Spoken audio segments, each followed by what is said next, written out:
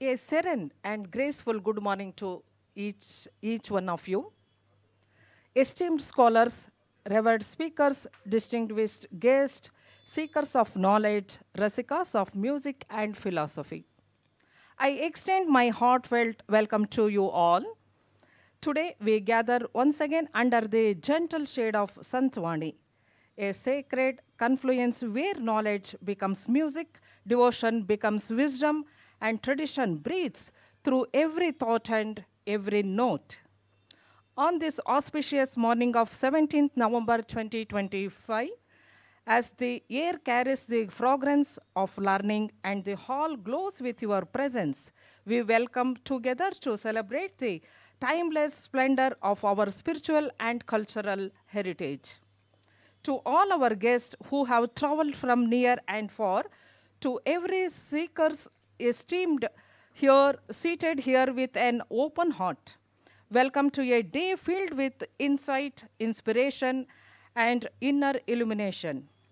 With these warm greetings, let us step gracefully into session 4 of today's Santhavani.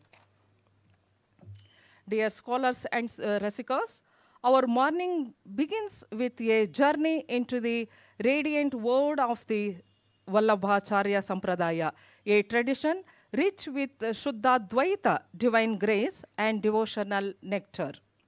We are profoundly honor our welcome our esteemed speaker, Dr. Harekrishna Satapathy, former Vice Chairman, Sanskrit University, Tirupati, and KISS University, Bhubaneswar, a revered scholar whose word carry the depth of Shastra and the warmth of Bhakti. Sir, we respectfully invite you to illuminate us with your insights in this sacred tradition.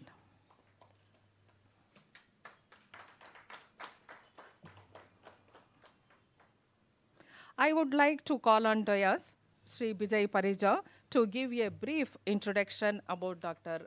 Harekrishna Satapathy.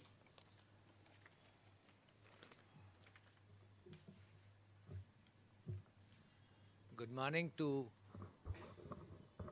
all of you. Thank you very much, sir.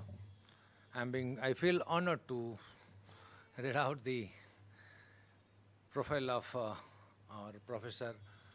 He is also known as Guru Dronacharya in Odisha for all Sanskrit scholars. Professor Harekrishna Satapathy, a presidential awardee of the Certificate of Honor, is also a distinguished Sanskrit scholar, educationist, and academic leader with over 5 decades of teaching experience with research and administrations. He has served as Vice-Chancellor of 3 premier institutions like National Sanskrit University, Tirupati, 2 consecutive terms, Kalyana Institute of Social Science, known as KISS University, Bhubaneswar, and Sri Jagannath Sanskrit University, Puri. Currently, he chairs the School of Spiritualism and Yogic Sciences at KIT University, Bhubaneswar. He is also a gold medalist in law and PhD in Sanskrit literature. Professor Satapathy has authored and edited more than 50 books and published over 100 research papers. His scholarship spans over Sanskrit language and literature, Vedic and Vedantic studies, Dharma Shastra, jurisprudence, aesthetics, and comparative linguistics. He has guided 20 doctoral scholars and participated in more than 500 national and international conferences, representing India in many foreign countries including USA, UK, Japan, China, and Thailand. Professor Satapathy's contributions have been recognized with numerous prestigious awards including Ramakrishna Dalmia Sivarani Alankarana, Kendra Sahitya Academy Award, Odisha Sahitya Academy Award, Kabi Kulaguru Kalidas Sanman, and the rare titles Mahopadhyay and Brahmarishi. His lifelong dedication to Sanskrit literature and cultural advancement has made him one of India's most respected voices in higher education and classical studies. So, with this, it's because words cannot define his scholars and his intellectuals. We are very grateful, we are very honored to have him today. So I would request sirs to process further, and Madam will take you further for this program. Kindly be seated, keep your mobiles in a very silent mode so that we can do our program in a very smooth manner. Thank you.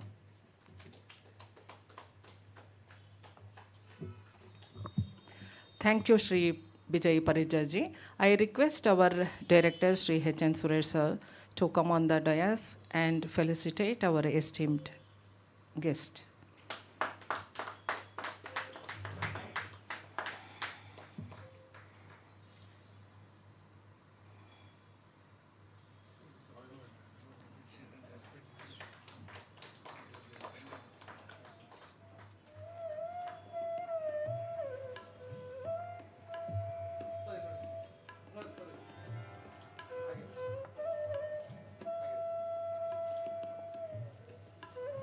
Thank you, sir.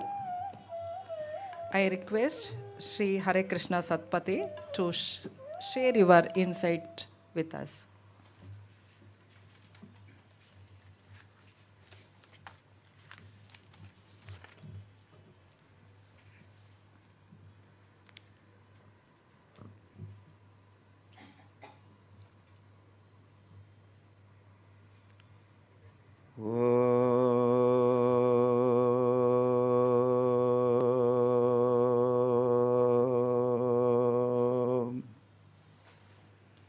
वसुदेवसुतं देवं कंसचाणूरमर्दनं देवकी परमानन्दं कृष्णं वन्दे जगद्गुरुं सच्चिदानन्दरूपाय विश्वोत्पत्त्यादिहेतवे तापत्रयविनाशाय श्रीकृष्णाय वयं नुमः। तापत्रयविनाशाय श्रीकृष्णाय वयं नुमः। वंशी विभूषितकरात् नवनीरदाभात पीताम्बरात् अरुणबिम्बफलाधरोष्टात् पूर्णेन्दुसुन्दरमुखात् अरविन्दनेत्रात् कृष्णात् परं किमपि तत्त्वमहं न जाने। Namaskar. Very good morning to one and all present in this auditorium and connected with this program of online. Friends, at the outset, I express my profound sense of gratitude to the authorities and office bearers and organizers of this wonderful program being held in the city of gardens or in the valley of Silken City of Bharatiya Vidya Bhavan. I am thankful to my friend Vijay Parija for using some good words while introducing me to this learned audience. Friends, whenever I just enter into the portals of this Bharatiya Vidya Bhavan, I think that this is not a mere Bhavan or a house or a building. This is the storehouse of knowledge and ocean of wisdom, envisioned and conceptualized by none other than the greatest saint of this country, our revered Kulpati K.M. Munshiji. At the outset, I offer my respectful salutations to the lotus feet of that great saint, great Mahapurush, for conceptualizing this system which is now in place, and the purpose is to promote Bharatiya Vidya and to propagate the philosophy of India, and at the same time to transform the human society in a positive direction. That is the ultimate aim, to bring a positive and constructive transformation in the present society. Friends, this is a very sacred place, holy place, more than a temple. Whenever I find the particle and molecule of this Vidya Bhavan, not only this Vidya Bhavan, I have association with almost all the Vidya Bhavans of the country. And what at one point of time, Delhi Vidya Bhavan honored me with their prestigious award, Kaustuba. Yes, I find, and this is my feeling, inner feeling, each particle and molecule of the premises of each Vidya Bhavan is just like a sandal spot on my forehead. The water drop we are coming across inside the premises of Bharatiya Vidya Bhavan is just like the water of river Ganga for us. And each and every leaf we see around is not an ordinary leaf. It is just like Tulsi leaf for us. Excellent surrounding, a congenial atmosphere which is sufficient to promote Bharatiya Vidya.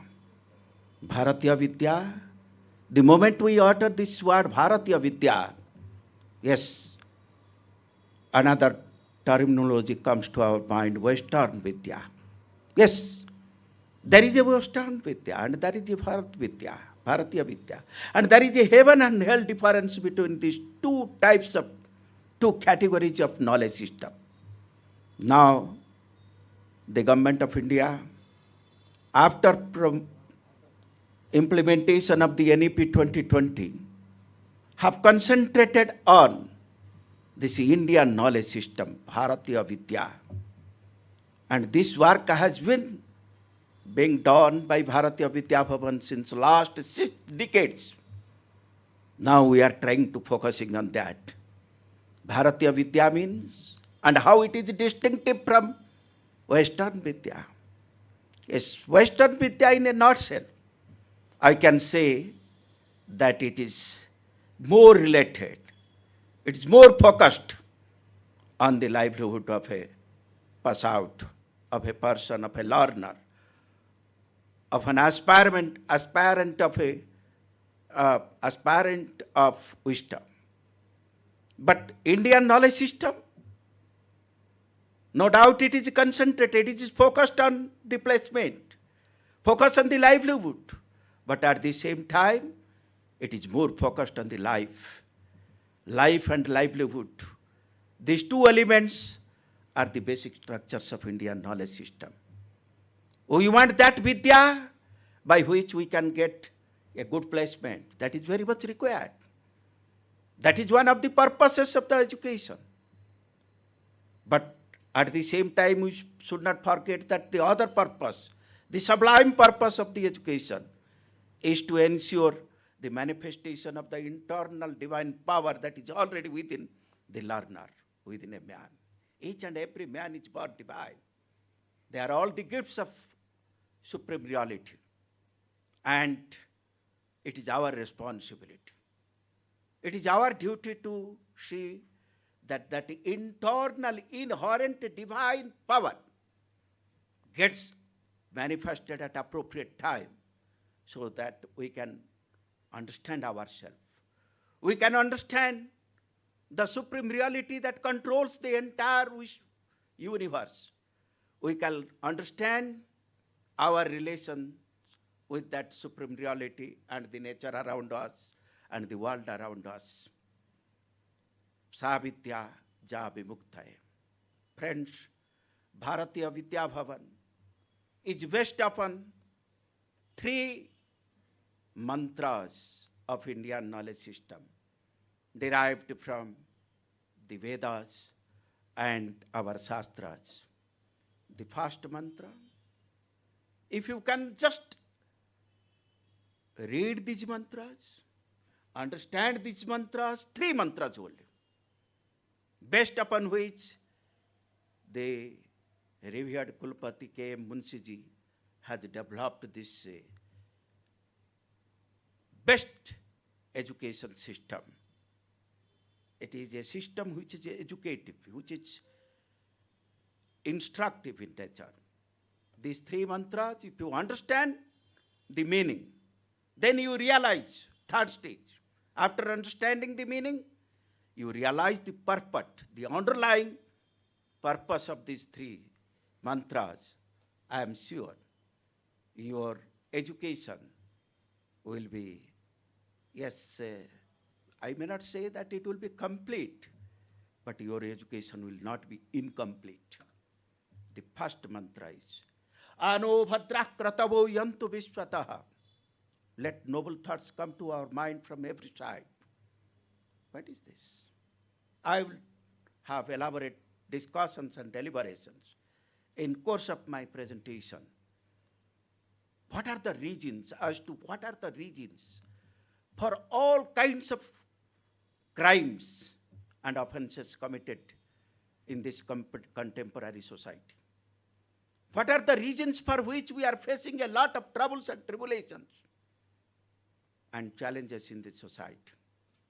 Because of our thought process. Ano bhadraha kratavo yantu vishwataha. Let noble thoughts come to our mind.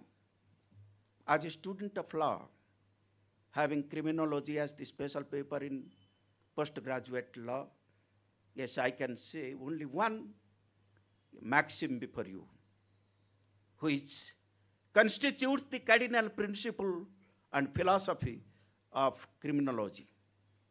Who commits the crime? Man doesn't commit the crime. A person doesn't commit the crime. That his criminalized mind commits the crime. Action non facit nisi mens rea. That means the mens rea, the ill intention, the evil intention. If your mind gets polluted, everything is polluted. Body polluted, world polluted, your thought process is polluted. Nothing is left. You are polluted, you are ruined. Let noble thoughts, let us develop some positive thinkings. The only reason for which we are facing a lot of difficulties, troubles and tribulations because of the evil nature of our mindset. Yes, the negative attitude that we are having in each and every time. So noble thoughts come to our mind.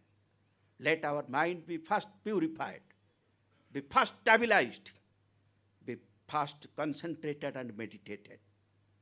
And then only we can achieve something in our life. What do we want in our life? Permanent peace, everlasting joy, happiness. That is the ultimate aim.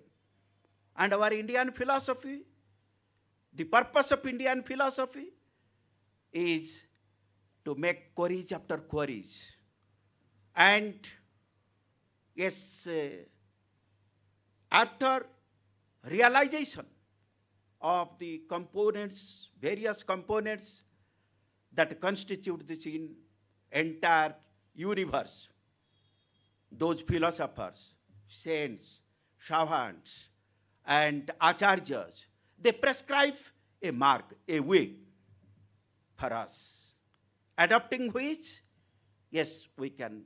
They prescribe a doctrine, adopting which we can get that, say, ultimate happiness, everlasting happiness. And we can get ourselves liberated. Liberation or salvation, it has got a different meaning to me. Salvation, liberation doesn't mean that only after death we can get that. During this lifetime, this liberation is possible. Liberation from the worldly miseries and sufferings. Salvation from the bondage of the world. And it teaches us to develop a sense of non-attachment. Padma patra mimam bhasa. To live in a perfect manner in a society. So friends, Bharatiya Vidya Bhavan, Dve Vidya Veditavye, Para Aparacha. I should say, with all humility at my disposal, that if Western education is concentrating on Apara Vidya, that is the curriculum which has been prescribed for the universities, and that is the curriculum which enables a student to get a degree, a passport for a job in this IT city, IT capital of India. Yes, most of the, out of 1 crore people, yes, inhabitants of Bangalore, nearly 70,000 persons coming from different parts of the country and abroad are engaged in IT sectors, and they are earning their bread, their livelihood. No doubt, that is required.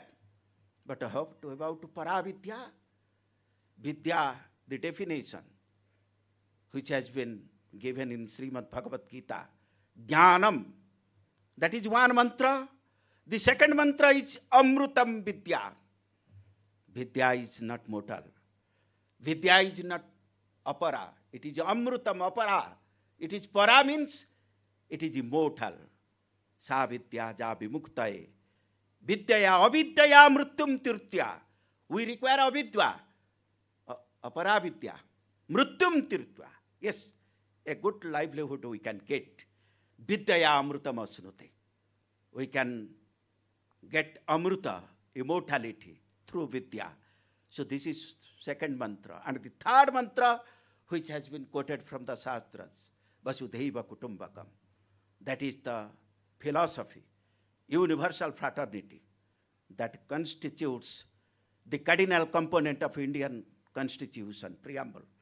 Here, our Constitution expert and former political science professor, Professor Dr. Dharanidhar Nath, who retired as a bureaucrat, as the director of, was president of our Board of Secondary Education, is present here.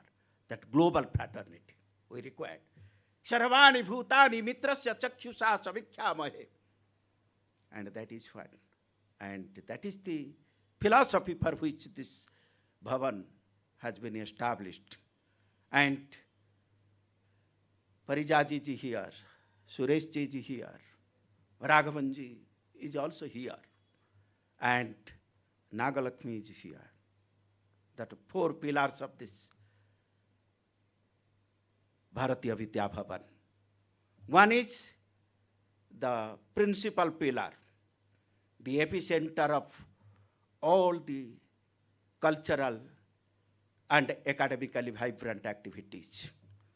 The other one, by his side, is a side pillar, and who is a driving force behind all these activities. And other 2, the joint directors. They are the just supportive pillars, and they are working as actors whatever is conceived, yes, it is left to them for implementation. Friends, our principal pillar of this is, I cannot initiate my discussions on the today's topic, yes, without offering my salutations to these four pillars of this Bharatiya Vidya Bhavan, those who have been responsible for the smooth management of this Bharatiya Vidya Bhavan, and at the same time for promotion and propagation of Indian knowledge system. The principal pillar, the epicenter of all the activities, is none other than our revered chairman, Raghavanji. Raghavanji, namaste, namaskar. And the side pillar who stands by his side like a very hard rock, he is none other than our friend, philosopher, guide, Sureshji. Sureshji, namaskar. I am grateful to you for the services you are rendering for the betterment of the society. It is not the service you are rendering for the management of this institution. You are managing the mindset of the society. You are managing the society for transforming it in a positive manner. And the other two, he is our director, he is our chairman, and other two joint directors. One is my friend Vijay Parija, and another one is Nagalakshmiji. They are the actors. They are the Sattvika Karta, and I have been observing the amount of labor they are taking for implementing these programs, really praiseworthy, commendable. Yes, friends, I have come from Puri, Jagannath Puri, Odisha, and I am also a part and parcel of Jagannath temple and Jagannath culture. Every day morning, I used to give a pravachan discourse on Lord Jagannath in a local channel.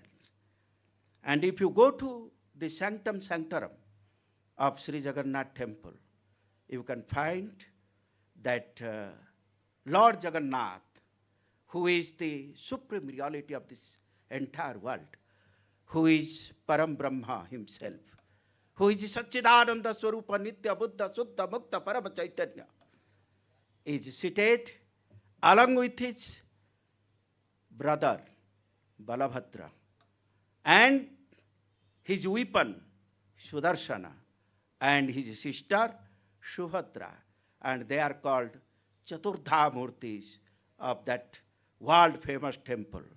And if I see this Vidya Bhavan and analyze these activities of these four persons, Raghavanji, Sureshji, Vijayji, and Nagalakshmiji. One is Lord Jagannath, the other one is Balabhadra, the other one is Sudarshan, and our sister Subhadra is there. They are all Chaturdha Murtis. Friends, I have brought nothing for you. We have come 3-4 persons, scholars from Odisha. I belong to Puri. Before coming here, I went to Jagannath temple. I had a meeting there, and Jagannath was in a very, very pleasant and happy mood. I just asked him, give me some blessings, not for myself. I will carry those blessings to Bangalore, to Bharatiya Vidya Bhavan, and distribute those blessings among the, say, inmates of the Bharatiya Vidya Bhavan. I have brought the blessings. Those blessings, after getting the prior approval of Lord Jagannath. And I am also a representative of Tirupati. Yes, I served Tirupati Central University for 2 consecutive terms. My friend Subrahmanyam is there. I know him. He is now working in IIT. And I have a right to possess the blessings of Lord Venkatesha and distribute among the learners, among the disciples. If you can say, as you have not obtained the prior permission of Lord Venkatesha to distribute his blessings, Jagannath's blessings are okay.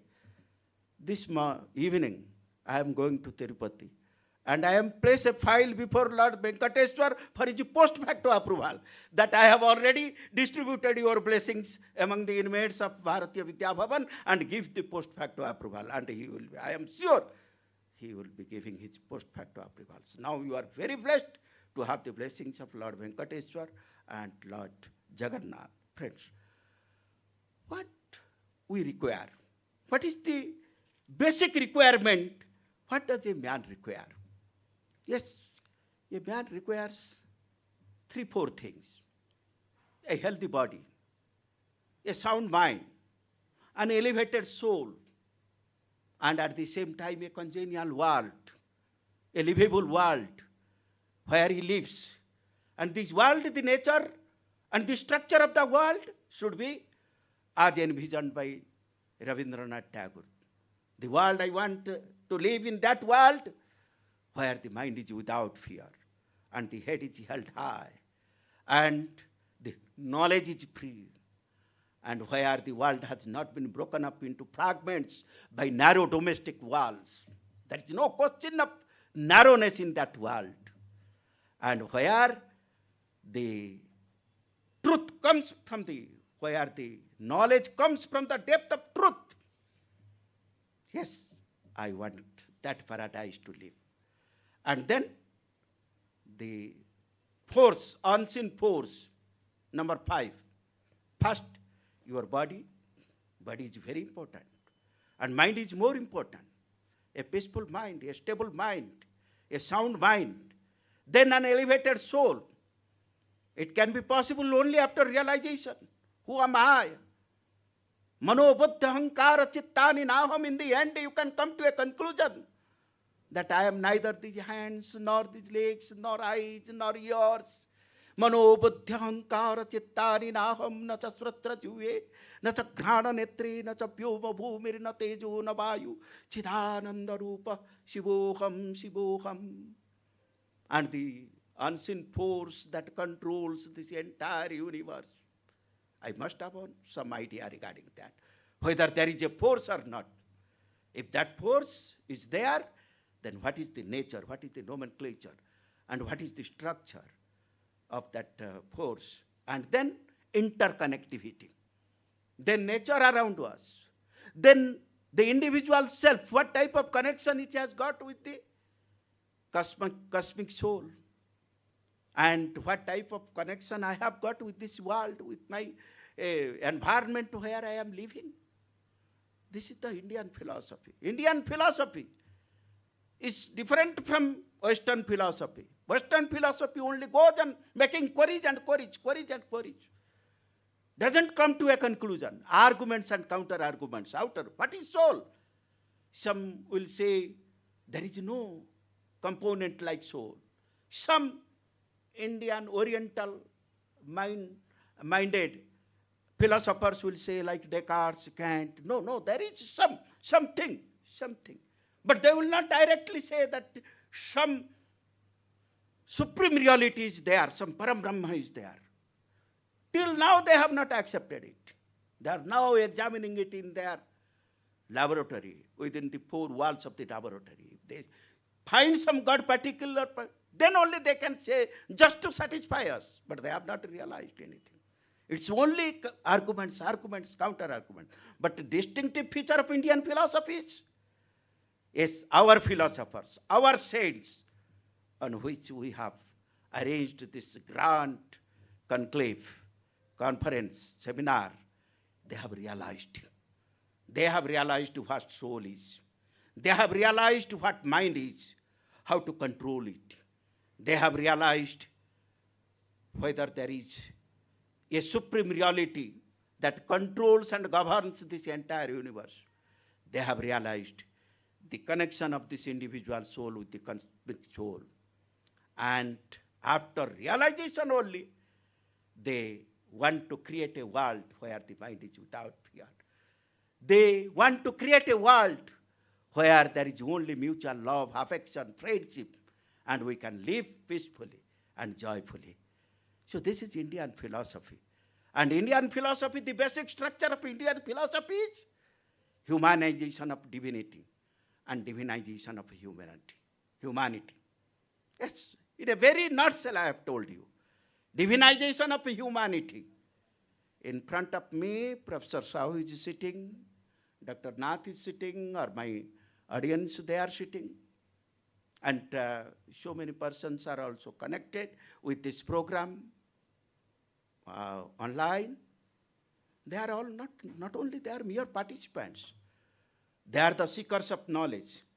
They are the aspirants of wisdom. And they are the learners. Do you know what is the best work to be done by a human being during his lifetime? Yes, acquisition of knowledge, development of a bhakti sense, development of certain positive attitude. Yes, these are all necessary.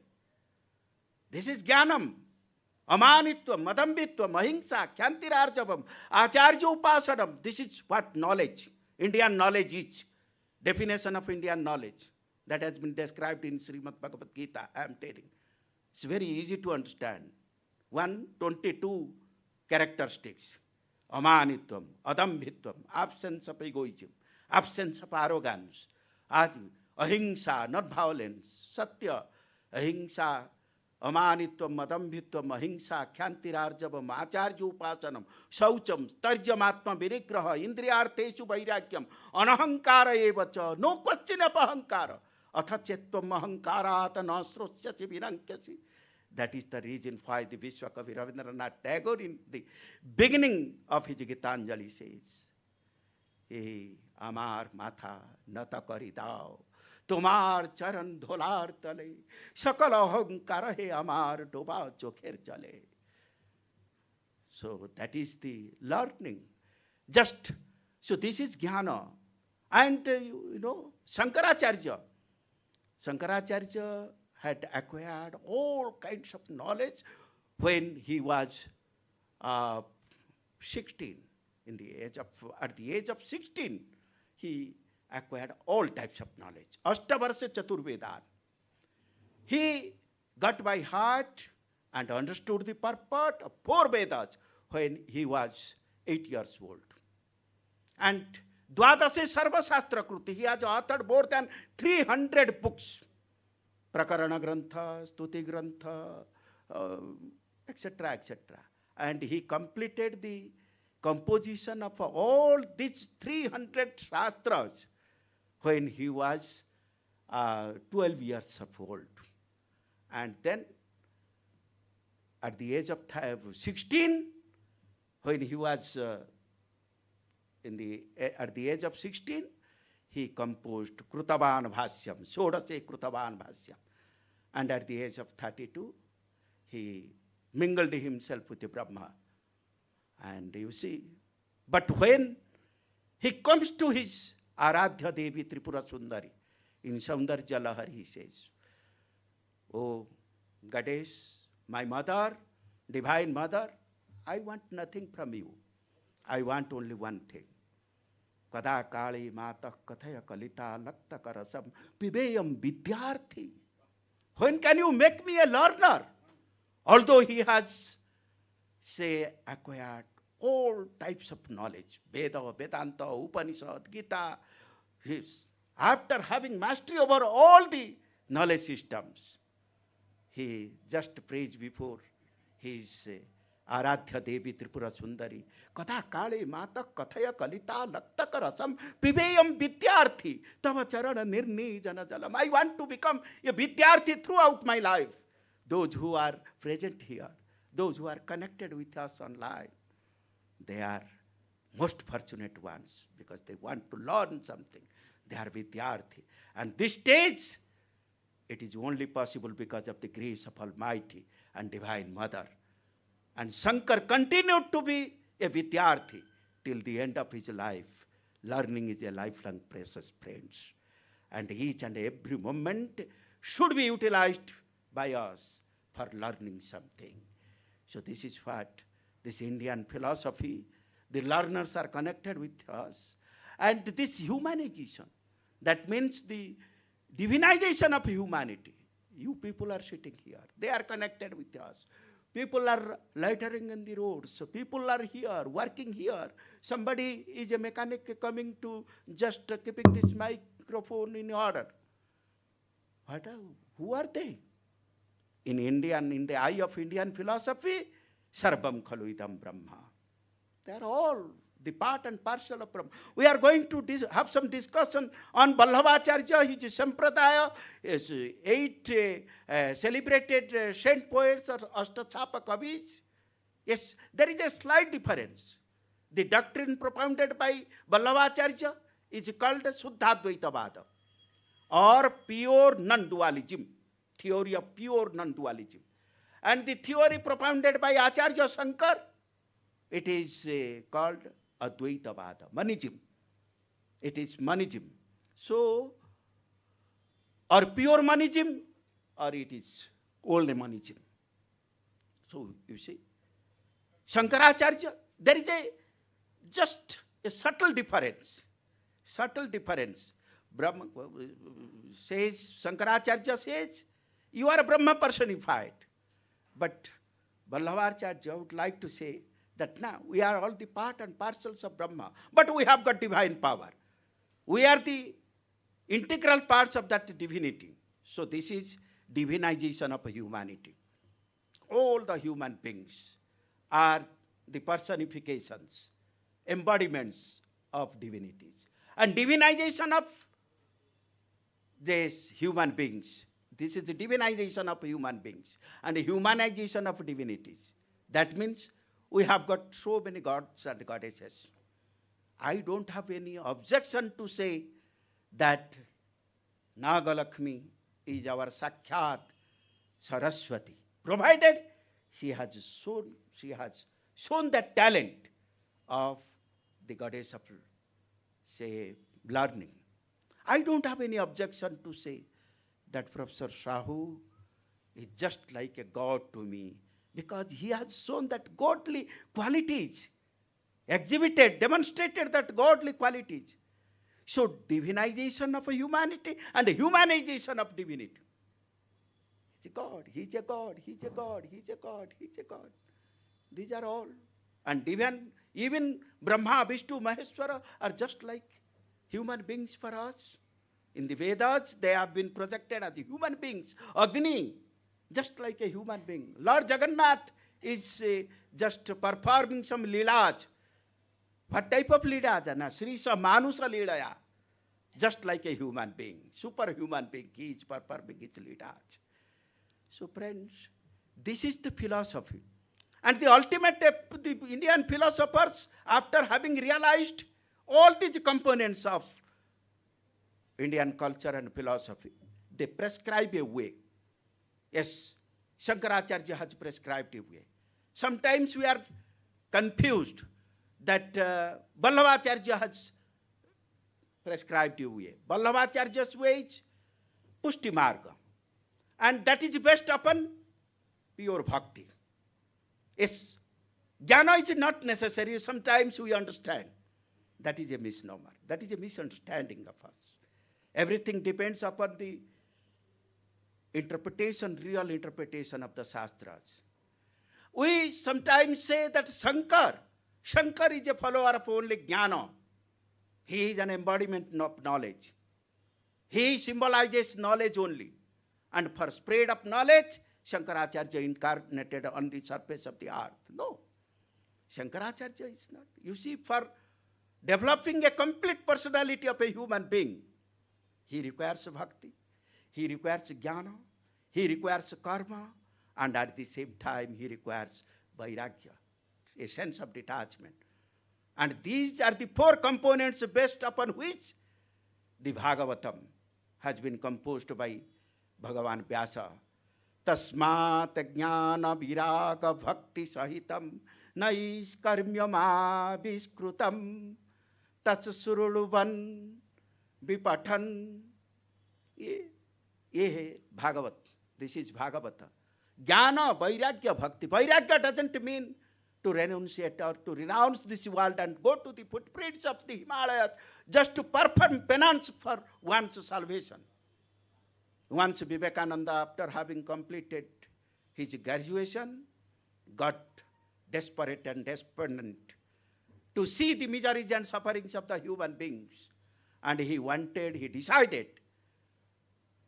Previously, he had also come in contact with his guru, spiritual master, Ramakrishna Paramahansa. But after seeing these miseries, then he was hell-bent to meet his spiritual master for the, last time, and just to bring his permission to leave this world forever and to go to the footprints of the Himalayas to perform tapasya for his salvation. So keeping this thing in mind, he went to his spiritual master. What is the purpose, Naren, for which you have come? No, sir, purpose, you are Antarjami, you can understand. Yes, still you tell. Gurudev, I am completely frustrated and desperate to see the hydra-headed problems, troubles, tribulations, sufferings, miseries of the humankind, of the mankind. Then, Naren, what do you want? What do you want to speak to me? Gurudev, just permit me to leave this troublesome world and go to the dense forest of Himalayas and let me have tapasya there and get salvation. Do you know what was the reaction of Swami Ramakrishna Paramahansa, the spiritual master, unique spiritual master?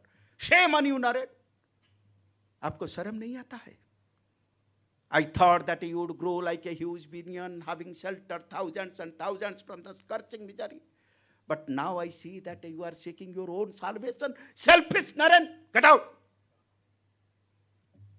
ये वेदांत का knowledge है, मैंने आपको दिया है, to renounce this world. Sometimes we are confused and we say that Indian philosophy or Indian tradition of lifestyle is opposed to enjoyment. No. Enjoyment within Lakshmana Rekha. Enjoyment with a rider. Yes, enjoyment. Enjoy. Marite chahina ami ei sundara bhuvane. Manaver majhe ami banchi bhar chai. Ei surya kare ei puspita kanane. Jivanta hrudaya majhe jadi sthana pai. If I come across with a sahrudaya in my lifetime, why should I leave this world? This is very beautiful. When the Creator is good, Creator is beautiful, Creator is attractive. That is what Vallabhacharya says. And he differs from Acharya Shankar. When Acharya Shankar says, this world is Maya, this world is unreal, only God is Param Brahma is real. No, there is a departure in the philosophy of Vallabhacharya. Shankaracharya with a due apology to Shankaracharya, he says, and which has got relevance. The Vallabhacharya's philosophy has got relevance. No. Shankar, you say that this universe has been emanated from the Satchidananda Swarupa, Nitya Suddha Buddha Mukta Param Chaitanya Param Brahma, Jato va imani bhutani jayante, Jasmin tishtanti, and Jasmin pralayam janti. If you say like that, if the Creator is absolute, he is Satchidananda Swarupa, he is existence or truth absolute, he is consciousness absolute, he is bliss or joy absolute, then how can you say the creation is dukkha purna? The creation is unreal. This creation. That is why Rabindranath Tagore, no, marite chainami hai sundara bhupane. This is real. This is also real. You are real. I am real. Param Brahma is real. That is Vallabhacharya's philosophy. I will come. I will come. Within stipulated time, I will complete my presentation. Just to give a scope to our friend Subrahmanyam, from whom we can learn so many things. So this is what Marite Chahina Ami Sundara Bhupane, this world and Indian philosophy.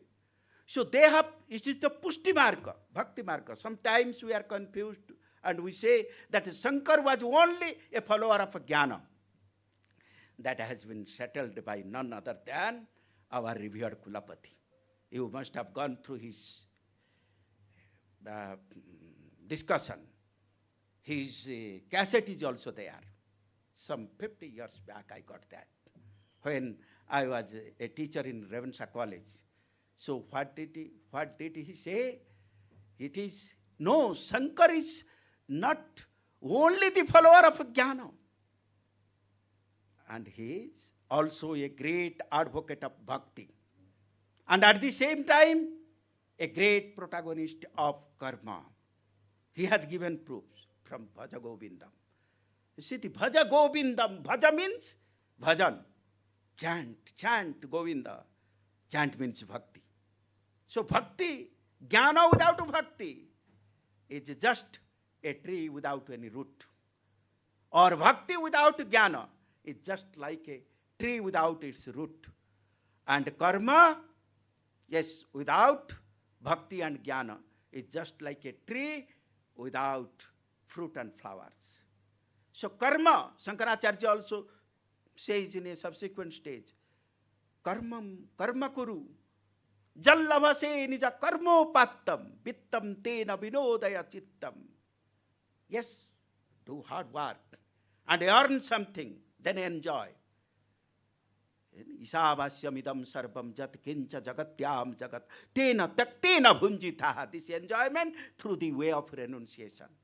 Vivekananda came back and he took a vow that no, I have to be in this society and I have to serve this human society. Then he developed a mantra, Manava Seva, Madhava Seva. Service to man is service to God.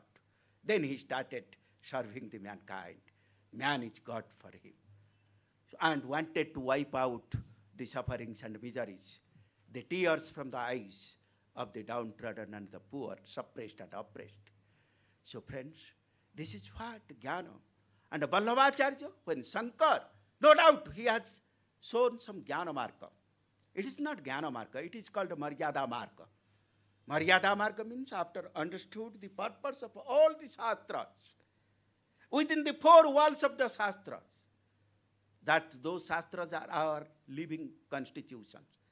And if you ask me what was the first constitution of mankind of this world, then I will unhesitantly say that it is Veda. Veda is not just a Shastra. It's not a scripture of a particular religion. Or Gita is not just a scripture or Shastra of a particular religion. It is the first ever constitution of mankind, human beings, where all the guidelines, the provisions have been enshrined for leading a comfortable life and getting everlasting happiness. That is the Constitution's aims and objectives, to create a welfare state. And this was done some thousands and thousands, lakhs and crores of the years ago. That is Bharatiya Vidya.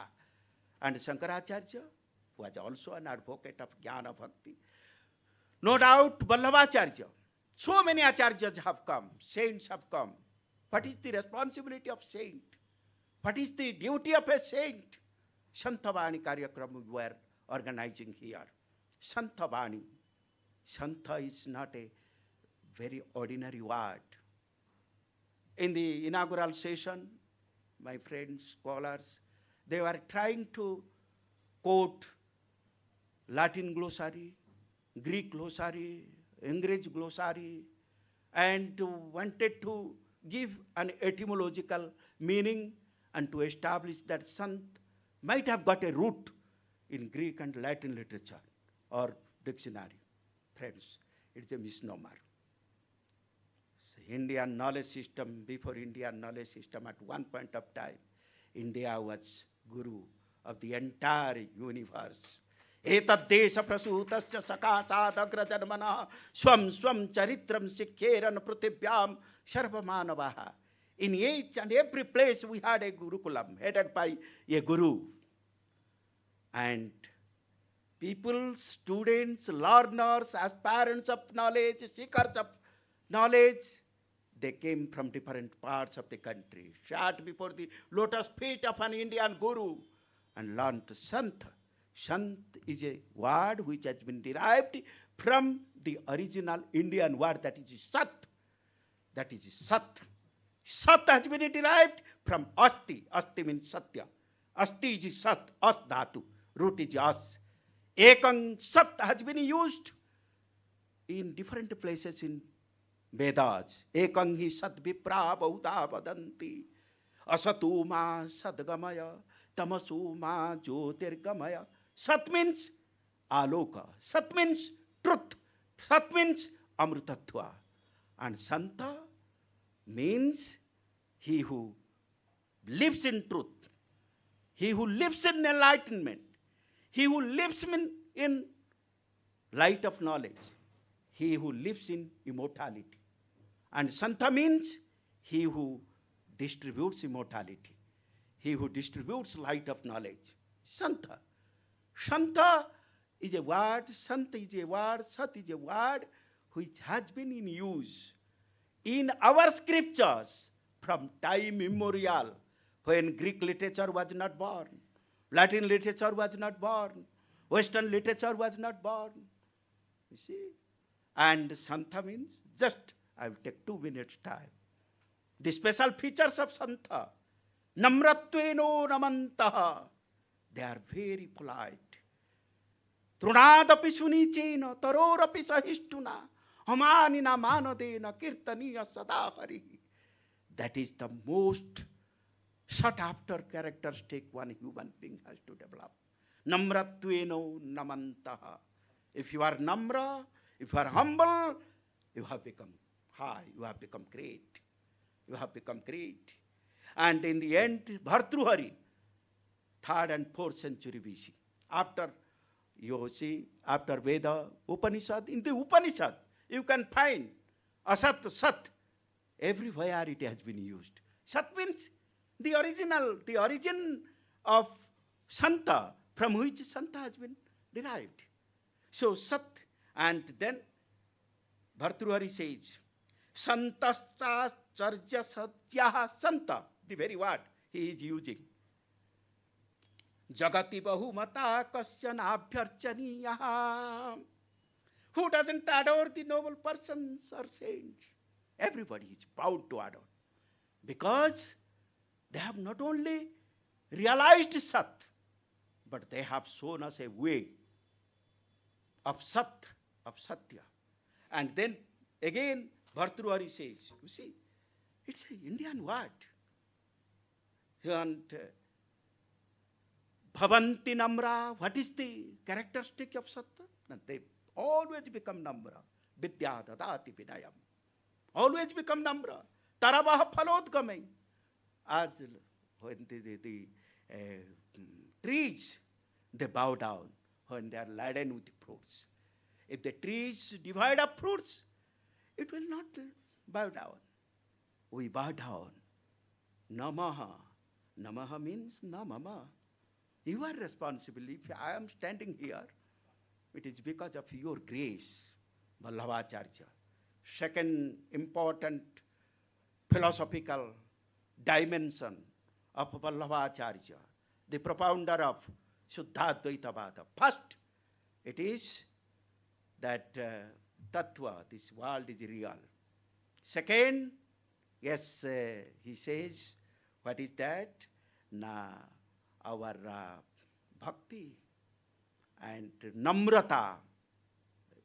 We always say that this is possible because of the grace. Krupa, prasada. Second important characteristic. Please underline. Grace, it's not possible. I cannot be a devotee of yours, O Lord, O Krishna, without your grace. In Tattvabodhini, in Subodhini Tika of Bhagavata, Vallabhacharya says, what is pushti? Na tadanugraha poshanam. Poshanam. Pushti means nourishment. Yes, our way gets nourished. Our avenue to attain everlasting peace and bliss gets pushta, nourished. Not only because of devotion, but also because of grace and blessings of Almighty. Krupa, Prabhu Krupa hi kevalam. Hey Bhagavan, tat prasadat maya achyuta. If I have learned something, it is because of tat prasada. It is because of your grace. Had I not your, oh, sir, namaskar, sir. Our friend, please come to the front line. He is the former Vice-Chancellor of Karnataka Sanskrit University, a great literator, a great scholar. Are Baba, Bhavatam Krute Swagatam Suswagatam. So, the second important characteristics of Vallabh's philosophy, Vallabh's darshan, is grace. And then, without grace, these are the acharyas who came. And then, what is the namrata bhavanti namrahtarava santa? Number 3, you see, santa has been compared with the 3 elements of the nature. One is Surya, another is Chandra, another is Jaladhara. That means, santas are those who are always ready, without being requested for, to give something to the mankind for their welfare and for their happiness. You see, Surya, we are not requesting Surya just to ensure that the lotus in the pond should bloom. It has become his nature. Padmakaram dinakarah bikachi karoti. The sun, without being requested for, opens out the lotuses. We are not requesting sun. Please open out this lotus in the pond. It is in Kalika stage. Santa is a person of that type. Even if you pray to him or do not pray, it doesn't matter to him. But that doesn't mean that we should not bow down our head. But always remember, grace of God, grace of saints, grace of acharyas, karuna. Without the karuna of Vice-Chancellor, yes, a teacher or the institution or the students cannot grow. Your grace is necessary. Your responsibility is there. Without the grace of, you see, Sasana, he is a Sasaka, a bureaucrat, an administrator. I always say that there are 3 types of Sasanas. One is Sasan, just ordinary Sasan. Another is Prasasan, and another is Susasan. Sasan means just like a machine, you work. You see the provisions of the law, put up the file, and your Sasaka will just sign yes or no. If it is recommended no, I will say no. If it is recommended yes, because it is as per rules. And then all right. He is Sasaka. We cannot say him Prasasaka. And Prasasaka is he who will just, while seeing the provisions of the law as written by the assistant, and the file has come to his table, he will just apply his mind. Whether he has written true or false, then he becomes, then passes some orders. He is a prasasak. And susasak, and his sasana is susasan is he, while he analyzes the rule of the law, provisions of the law of the land, and applies his mind, and at the same time, he thinks that he has a heart which is full of compassion and which is gracious. And there is a word grace, anukampa. When taking all those things, he passes the order. That person is not a mere sasaka or prasasaka. He is a susasaka. It's a grace. I have got the grace of my secretary. I have the grace, got the grace of chief minister. That is the reason why there is a provision. He has applied his discretion. Discretion means it has been acknowledged in the constitution. Discretion means you exercise your grace. Your gracious attitude is required. So, all the time we require the grace of Almighty, grace of his representatives, grace of the organization. That is what we say, pushti tadanugraha poshanam. Acha. Shankaracharya, you see these acharyas. The first and foremost acharya, Acharya Maharshi Valmiki, Maharshi Vyasa, Sukha Maharaj, Kapila, Jagadguru Acharya Shankar, and then Ramanuja, Nimbarka Acharya, Madhvacharya, all of them have analyzed their philosophy, the soul, the individual, the connectivity between individual soul, and they have prescribed some. And Vallabhacharya, here is the role of Vallabhacharya. Let us have a discussion. The contributions of Vallabhacharya, no doubt we say that it is bhakti. But bhakti, no doubt Suddha bhakti, pure bhakti. But bhakti, can it be thought of? Now, my analysis will be, can bhakti be thought of when we cannot think of jnana as an instrument of, or as a medium of getting salvation? Bhakti is required, karma is required. In that way, whether bhakti alone is sufficient to get ourselves liberated from the miseries and sufferings during this? Yes. Whether jnana is required or not? Friends, jnana. What is jnana and how it is required? How it is acquired? We normally see that if you send our students to our friends' university, Karnataka University, then they get knowledge.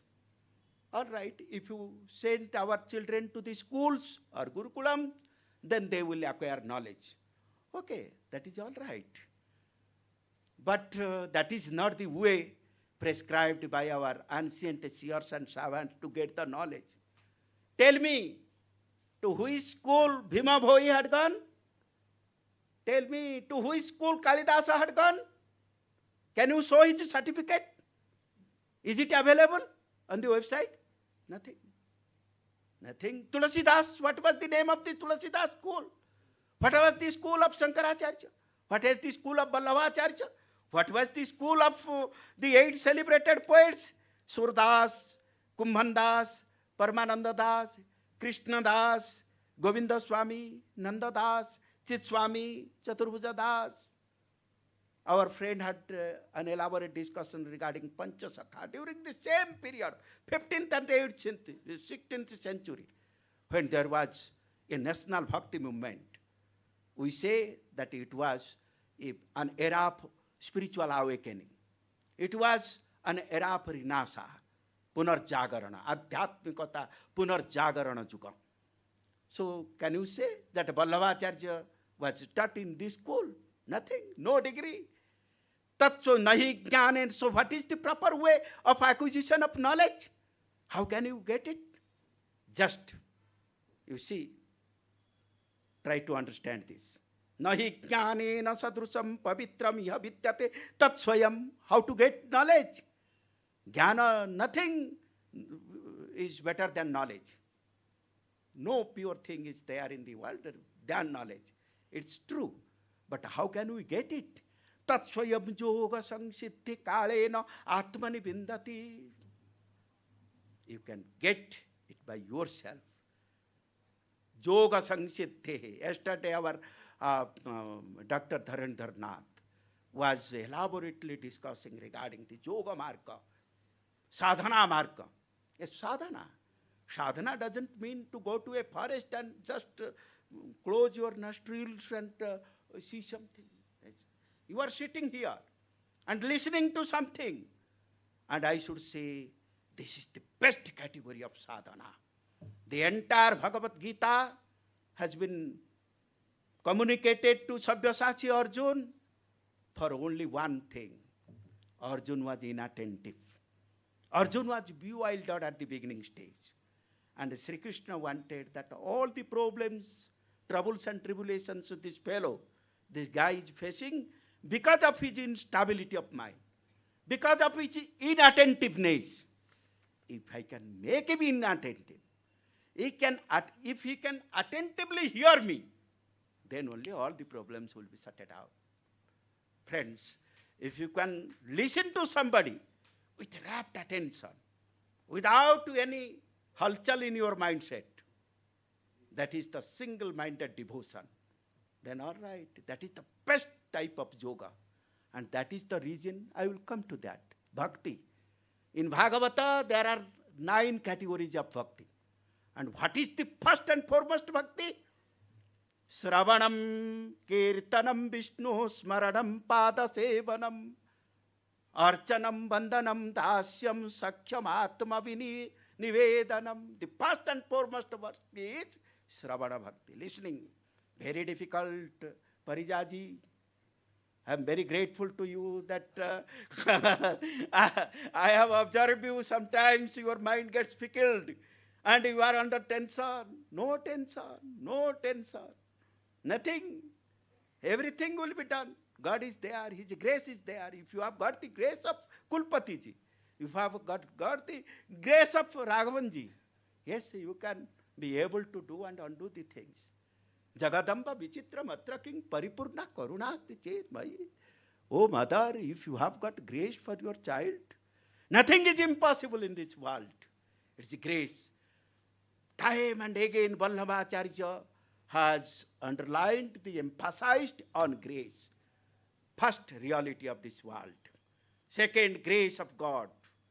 Then bhakti will be aroused. Vallabhacharya says, it is so. As mentioned, Vallabhacharya's doctrine is known as Shuddhadvaita or pure non-dualism. To him, the entire universe is Brahma. And Brahman really manifests himself as this universe. It's the manifestation. The whole world is the manifestation of Brahman, without undergoing any change. So if Brahman is real, how can the world be unreal? This universe, creation means manifestation of God. And dissolution means withdrawal of his manifestation in God. Withdrawal, yes. Tatreva gacchati vishwam pralayakale.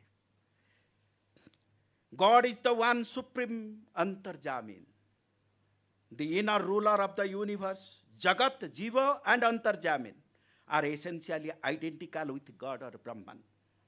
He runs through all the three forms which are non-different from him. They are non-different. That's why it is non-dualism. Jagat is not different from him. Jiva is not different from him. Antarjami is not, your inner soul is not different from him. Here, he agrees, Shankar. It is not different. But he differs from Shankar regarding the structure of this world. This is also real. Why should we say that this is a real world? This is the world of Hemamalini and Dharmendra. No, this is a Chalachitra. No, it is not a Chalachitra. We can say it, Chalachitra. But it is real. Chalachitra is also real. But Chalachitra is unreal. But it is a different, it is a natural Chalachitra. It is a natural drama. And we are the natural actors and actresses. I have not used any, say, facials while coming here to deliver something or to speak something. I have not used any powder, any lipstick. And if you say, kindly excuse me, if some cinema actress will come, without taking the makeup, she or he cannot come here. Cannot come here. You see, they are making this world unreal. They see that this is a Chalachitra. No, no, my dear friend, it is not a Chalachitra. This is a great Chalachitra, unthinkable Chalachitra, anirpachanya, indescribable Chalachitra. And we are all natural actors and actresses. That's why I told Vijaya is an actor. Madam Nagalakshmi is an actress, and Sureshji is the director. And then he is the chairman on the above, Raghavanji, Chaturdhamurti. Once again I salute this Chaturdhamurti, Jagannath, Balabhadra, Subhadra and Sudarshan in this sacred premises of Bharatiya Vidya Bhavan. And you see, Antarjami for non-different. Hence it is Suddha Advaita, non-different. All these things are not different from him. Suddha Advaita or pure three forms. And pure non-dualism. For Vallabha, the soul as a part of God is identical with him and appears as different on account of the limited manifestation. It is different because its manifestation is limited.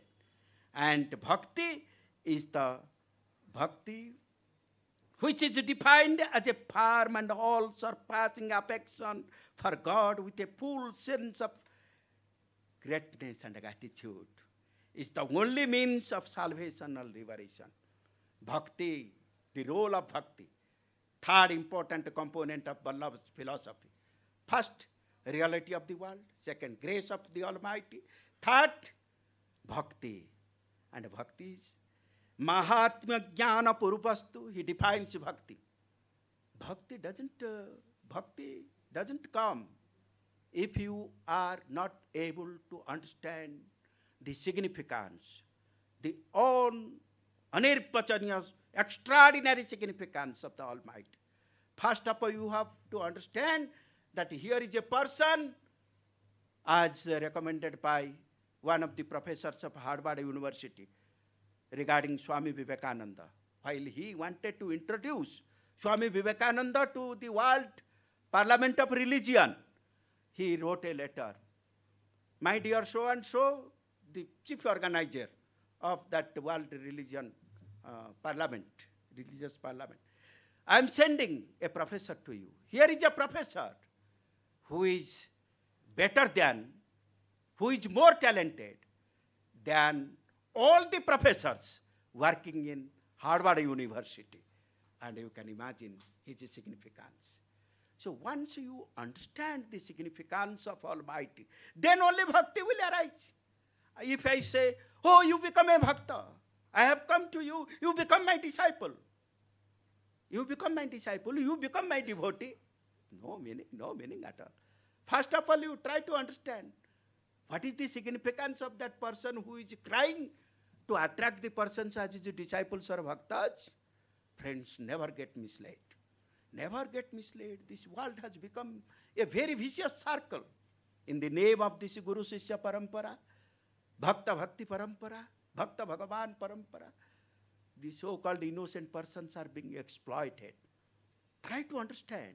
Apply your mind. Apply your heart. Apply your thinking power. Let noble thoughts come to our mind from every side. And let us use that noble thought. And then only we can come to a conclusion. Yes, Ramakrishna Paramahamsa is a real Guru for us. So, Mahatma Jnana Purpastu Sudruda Sarpatodhikaha. Drudha Sarpatodhikaha. Then you come to a conclusion. Have a firm decision.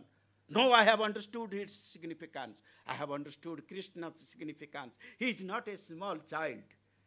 Pasyami devan tava deva dehe sarvan tata bhuta vishesha sanghan. He has got another side of his form. That is the cosmic form. Pasyami devan tava deva dehe sarvan tata bhuta vishesha sanghan. Brahmanami sam kamalasanastaṁ rusincha sarvan uragancha divyan. Pitasi lokasya characharasya. This is the just all-pervading entity. So and that is and they say, Sneho bhaktiriti proktaha taya muktirna channatha. Sneha, this Gada anurag, this prema, this anuraga, love, affection. Then only we develop a sense of love and affection. And then only we will get the grace. First of all, you decide that here is a Guru who is real in structure, nature, and nomenclature. In the essence, he is a Guru. And as per Vallabha Sampradaya, yes, that Bhagavan, Sri Krishna is Param Brahma. That's the why, that is the reason why Bhagavan Vyasa says in the beginning of Bhagavata, who is Sri Krishna? Satchidananda Rupaya Vishwotpatyadi Hetave Utpatti, Sthiti and Pralaya. He is the reason. He is the factor responsible for the creation, sustenance, and dissolution of this universe. Sat a Santa. Sat a Santa, yes, leads us to the next step. Chit, Jnana. Sat and Chit lead us to the next phase, Ananda. Sat, Chit, Ananda. These three words, just remember. You have understood the half portion of Indian philosophy. Sat, Chit, Ananda. Sat means Santa, for which we are grateful to Bharatiya Vidya Bhavan for organizing this Santhavani Karyakram. The Santha, once Santha will show us a way. Kabir will show us a way. Shankar will show us a way. Vallabhacharya will show us a way. His son, Bhagavan Vithala Nathji, will show us a way. His disciples, 4 disciples, will show us a way. Krishna Bhakti. And then we can move to the next area, that is the Chit area, consciousness, knowledge absolute, wisdom absolute. And then we will go to Ananda. The ultimate aim is Ananda. Elan vital of life is Ananda. Ananda, Anandam Brahmano Vidwan, na vivheti kutaschana. Where the mind is without fear? Where? Now when you realized the supreme reality, when you have got Sat, Sat means, yes, he who lives in Sat, Satya. Satya is not a small word in Indian concept. Satya, the entire administration of the country runs on the basis of one word, Satya. Satyameva jayati. Satyam. And the Bhagavan Sri Krishna is an embodiment of Satya. In Garbhastuti, the deities, while praying, they say, Satyatmakam tvam saranam prapannaha. Satyabratam Satya Param Trisatyam. You are Satyabrata. You are Satyapara. You are Trisatya. And you are Satyatmaka, an embodiment of Satya. So we bow down our heads before your lotus feet. Please appear. Please come out of the womb of Devaki. We are all eagerly waiting for you. And what is the function of Bhagavan? Why does he incarnate? There are 3 reasons. First, to establish dharma. Second, to assassinate the Durjanas. And third, to protect these Santhas. These Santhas. Jada jada hi dharmasya glanir bhavati bharata. Abhyutthanam adharmasya tadatmanam srujamyaham. Paritranaya sadhunam. Sadhu means Santha. Vinasaya cha duskrutam. Sambhavami juge juge. Dharma sankthapanarthaya. 3-fold reasons for which he incarnates. Satchidananda rupaya. Vishwatpatyadi hetave. Tapatraya vinasaya. He is the only God who can eradicate our 3-fold miseries. Adhyatmika, Adidaivika and Adibhautika dukkha. And this. And then Jivatma. And what is the Maya? Pure. He says he doesn't accept Maya. Maya has got a limited role in the philosophy of Vallabhacharya. But Shankar accepts a very broad role of Maya. This Jagat is Maya. No, you cannot say Jagat is Maya. Maya means a Shakti, no doubt. Shankar says it is Agatana, Ghatana, Patiyasi Maya. That can do and undo everything. It's an illusion.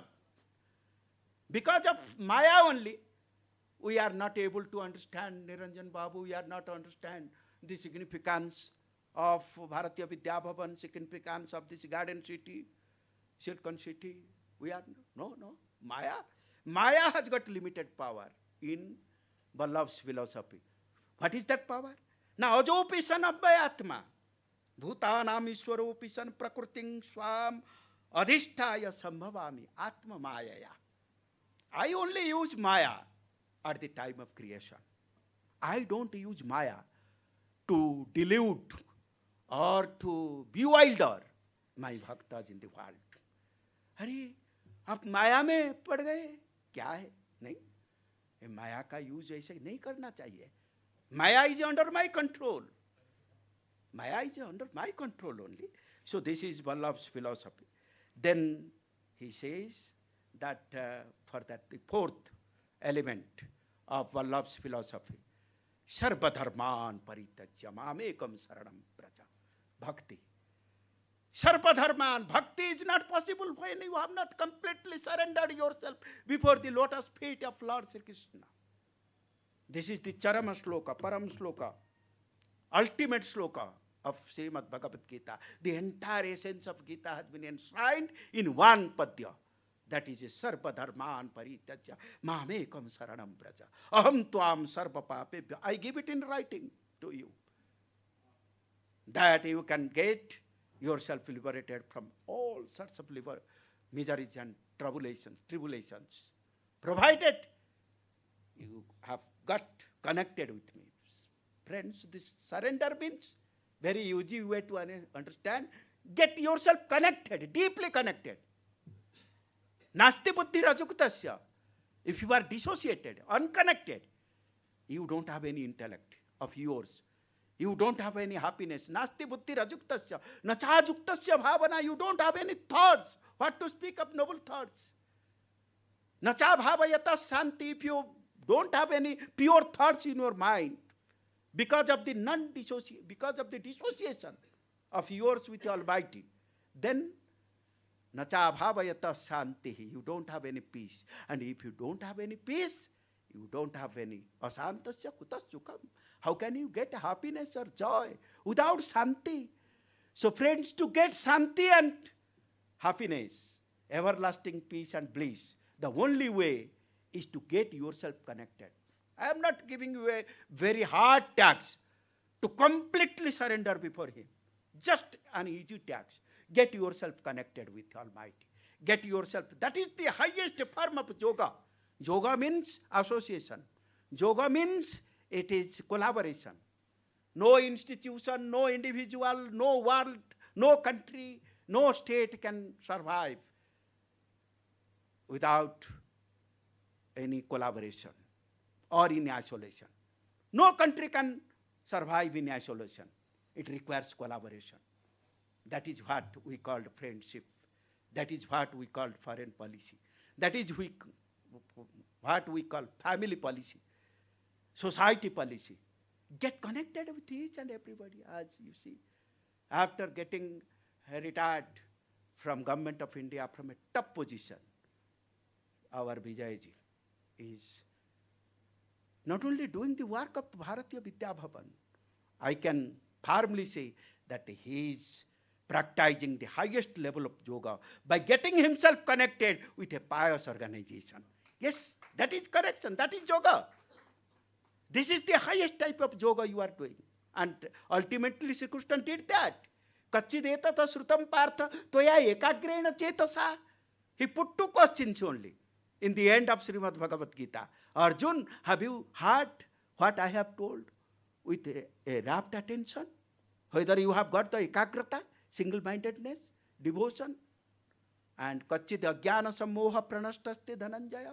You had some infatuation in your mind, delusion in your mind, bewilderment in your mind. Has it been disappeared, eradicated? Only two questions. And what was the answer of Arjuna? Yes, Bhagavan. Yes, Bhagavan. Nashtamoha smritir labdha. Tat prasadat. And what is the reason?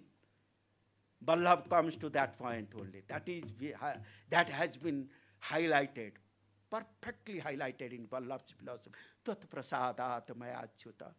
Had I not got your grace, your prasada, your krupa, your karuna, yes, all these things would not have been disappeared or would not have been achieved by me. So that is what tameva saranam gacha. And while highlighting bhakti, Sri Krishna also advises. Vallabha also says the same thing. Naham vedair na tapasa na danena na tijjaya satya evam vidam drustabha nasimam jata. After seeing that cosmic manifestation of Almighty Sri Krishna says, Divyam dadamite chakyu pasyame jugamaiswar. You are not able to see my actual swarupa with these naked eyes. With this charma chakyu, divyam dadamite chakyu. Then Arjuna, when he got elevated, he got overwhelmed to see the Vishwarupa of Lord Sri Krishna, politely asking, what is the reason? What type of punyam I had done, as a result of which Sri Krishna I have been able to see your cosmic manifestation. विश्वरूप को देखने के लिए मेरे पास क्या चाहिए? क्या मेरे पास था जिसके आधार पर मैंने आपका विश्वरूप का दर्शन कर लिया? वो कहता है ना हम वेदे. Arjun, don't think that you have mastered all the Vedas. That is the reason why I have shown my Vishwarupa to you. Na tapasa. You have gone to Indrakila Parbat and you have acute penance there. And that is not the reason for which I have shown. That may be one of the reasons, but that is not the sole reason. Naham vedair na tapasa na danena. You have done a lot of charity. I have seen the persons. Yes, they come with a plain load of things to be offered to Lord Venkateswar in a newly purchased flight. And first of all, see what exhibitionism is. Exhibitionism. Just to the view of the public. He will come with the keys of the flight, yes, on his head.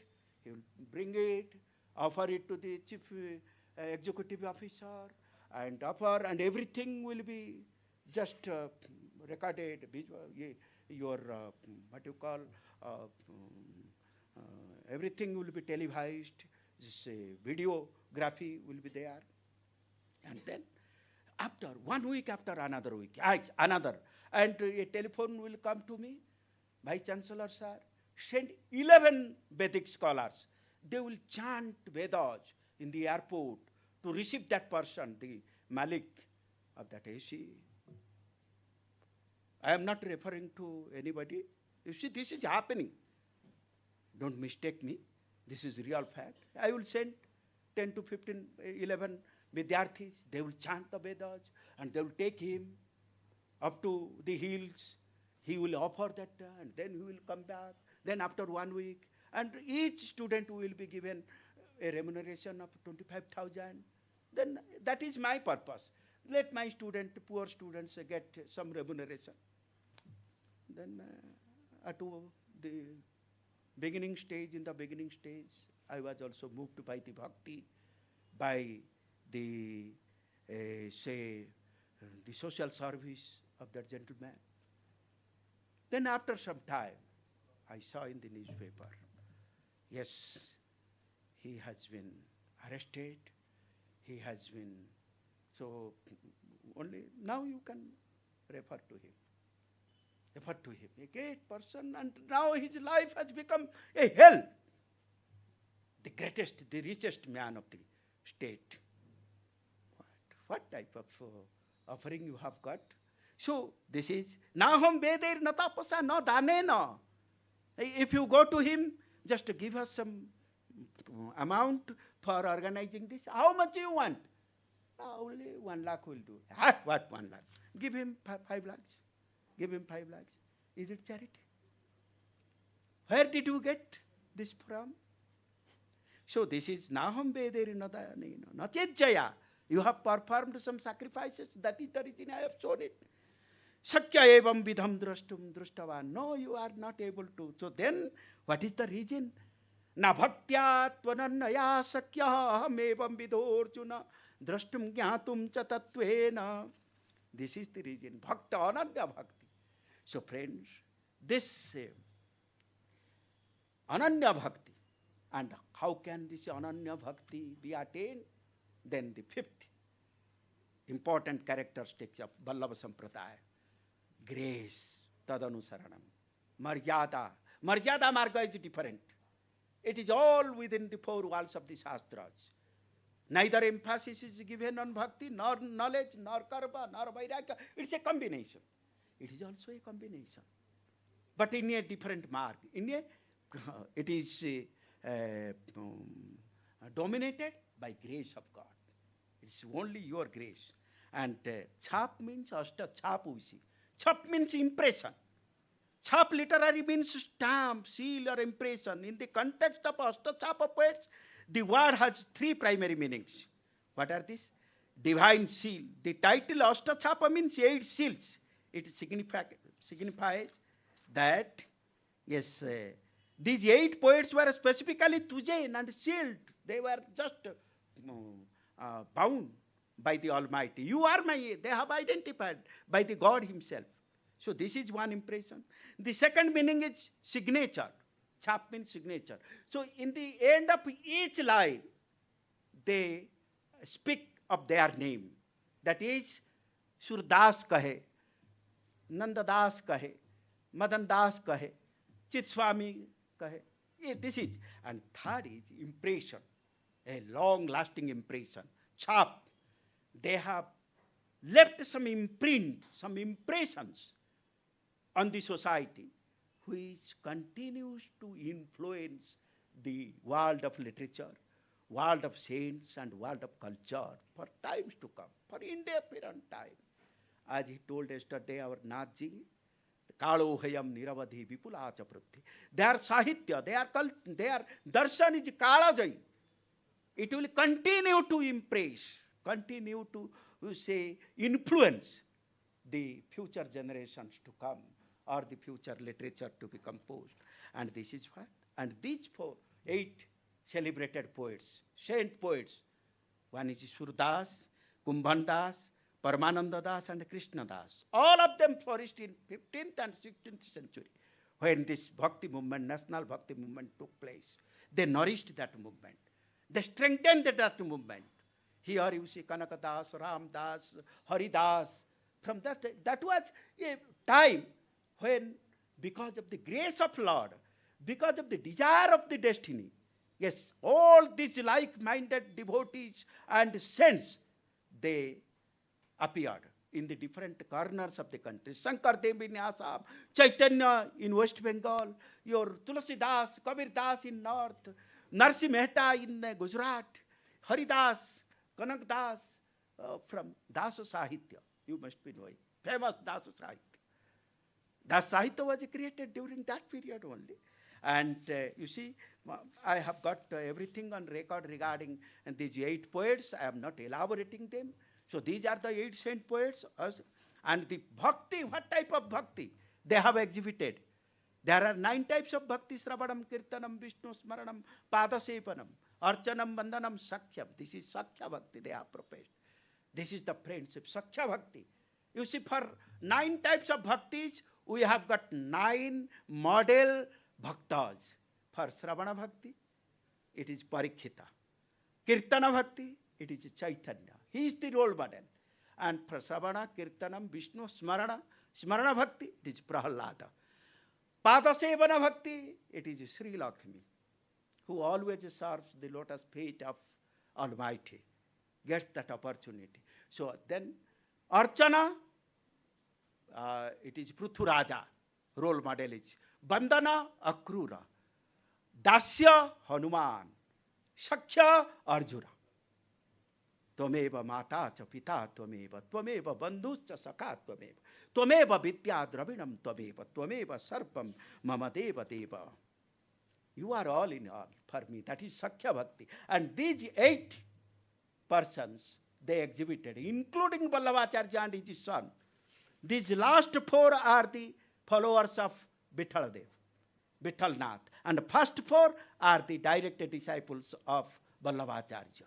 And that spread this grace of Lord everywhere, devotion everywhere. Pushti Marga. Yes, by that Marga we can attain liberation and salvation. Sravanam Kirtanam. उसके पास वो कहते हैं, अब डर कौन को रे भैया, गल गरोजू गोकुल में बैठे हमारे मित Kanhaiya. When our friend is sitting in Gokula, now we should not be afraid of anybody, where the mind is without fear. Of dar kaun ko, I have all collected all these things. So friends, this is the only and our only work is, yes, to chant his name and to get happiness, to get ourselves liberated from the miseries and the sufferings. In this world, in this Kali Yuga, only one thing has been prescribed. That doesn't mean that only Naam is sufficient. Naam backed by Jnana, Karma. Mukhe Hari Naam, Hate Kara Kaam. Bhagavan has given you a very beautiful body. What? Jallavasi nija karbu pattam. Should not forget that work. Work is worship. And at the same time, work with a concentration. Concentration means bhakti. Harer nama, eva kevalam. Kalau nasti eva gatirannatha. And in Bhagavata, about which our Niranjan Babu threw some light yesterday, Jagannath Das, was not only translated Sanskrit Bhagavata, your Putana Bhagavata, your Bhagavata is here. Bhagavata was translated everywhere in the country at one point of time. But this is not translation. Whether it is in Kannada, in Telugu, or in Malayalam, or in Odia, or in Bengali, it is a transcreation, Anusrushti. It is not Anuvada. So in the end, Bhagavatakara, Jagannatha Dasa. You see, they are all dasas. Dasa means kinkara, slaves. There is no question of caste, creed, color in the area of bhakti, in the world of bhakti. We all are the sons and daughters of the immortality. Surunubanto Vishwe Amrutasya Putra. And Jagannath Das, in the end, he says, of course it is Vidya and you will be able to follow because 99% of the words of the verse which I am going to present belong to Sanskrit. Krishna Parama Nanda Hari. Address to Lord Krishna. Hey Krishna, hey Paramananda, hey Hari. Parama Purusha Murari. You are Parama Purusha. You are Murari. And what do you do? Nalilare Haru Bhavamaya Bhakata Jane Karudaya. It is your inherent nature. Through your lilas, through your divine sports, you eradicate our illusion, our delusion, and you grace the bhaktas, devotees. To nama, to pada padme chitta thavu. Let my mind be fixed on your lotus feet for all times to come. And to nama japi dina jau. Let the remaining part of my life be spent by chanting your holy and sacred name only. Harer Nama, Harer Nama, Harer Nameva Kevalam, Kalau Nastiva, Nastiva, Nastiva, Gatirannatha. Friends, Vallabhacharya gives us a philosophy which is flooded with some divine qualities. It is dominated by Karuna. Yes, without Karuna of the Almighty, you cannot attain anything. You cannot attain bhakti. Karuna is necessary. Karuna gives rise to bhakti. It is a philosophy of Karuna and Bhakti. It is a philosophy of Samarpana and Sangrakshana. If you surrender before Him, then only He is there to protect you. Santhajana Paritrana Durjana Vinasa. That is the reason for which I have incarnated on the surface of the earth. Sangrakshana. And then karma and dharma. Do your karma. And that is your dharma. And then you can get Shanti and Sakti. Bhakti will give you Sakti. And Sakti will give you Shanti. Shakti will inspire you to do the karma. So this is right and Shanti. Friends, after analyzing all these scriptures, yes, I have come to a conclusion. There is a very shortest way to get everlasting happiness. What is the shortest sutra? That is based upon this. Ano bhadra kratavo yantu vishvata. You do right action, sat, santa. Sat, never forget this word, santa, in your lifetime. During your lifetime. Santa means sat, truth. Santa means that Param Brahma. Shanta means Param Brahma. Shanta means Param Chaitanya. So, Satvani. Never forget it. You see, you can do some Sat Karma and you can get everlasting happiness. And let me elaborate it. How can you do Sat Karma? Come to the first step. First step is have some Sat Bhavana, Sat resolution, Sat Sankalpa. Let my mind be of auspicious resolution. That was the prayer. Tanme manaha siva sankalpamastu. Unless and until your mindset is resolved, your mindset is purified, you have a sankalpa, a suddha sankalpa in your mind, you cannot do good work, your good intention. That is in the legal language. A good intention, not ulterior intention, not evil intention. So this is, and then when right resolution is there, your contemplation will be right. Sat Chintana. Sat Sankalpa will give rise to Sat Chintana. And when you have got Sat Chintana, then it will give you right perception. Yes. Sarvani bhutani mitrasya chakyusa samityabhai. सभी को मैं देखता हूं, ये मेरा माँ है, ये मेरी बहन है, ये मेरा मित्र है, ये सन है, ये मेरा डॉटर है, ये मेरा पुत्र है, ये मेरा प्रपुत्र है. So that is the right contemplation, right perception, and then right expression. Your body language will express something innovative. I can read your facial appearances. Anybody can, having some experience in his lifetime. I have been teaching the students since the last 54 years. Even when I was Kulapati, I was taking classes. Our friend knows. So this is, and right perception, and then right perception will prompt you to do some right action. And that right action will give you perfect satisfaction, everlasting satisfaction. Friends, in the end, let me just pray to Lord Sri Krishna to grace everybody and to ensure that the society is liberated from miseries and worries and anxieties. Ai Maha Vibhunanda Sunandana. He Nandanandana. Ai Maha Vibhunanda Sunandana. Bhava Maham Buddhi Dukha Vinasana. You are a only person, only Almighty, who can eradicate all the Bhava Dukkha. Sakala loka vidhana vinodana kuru krupang mahiye madhusudana kuru krupam mahiye madhusudana. Grace me. Kali karala visabdhini majjita.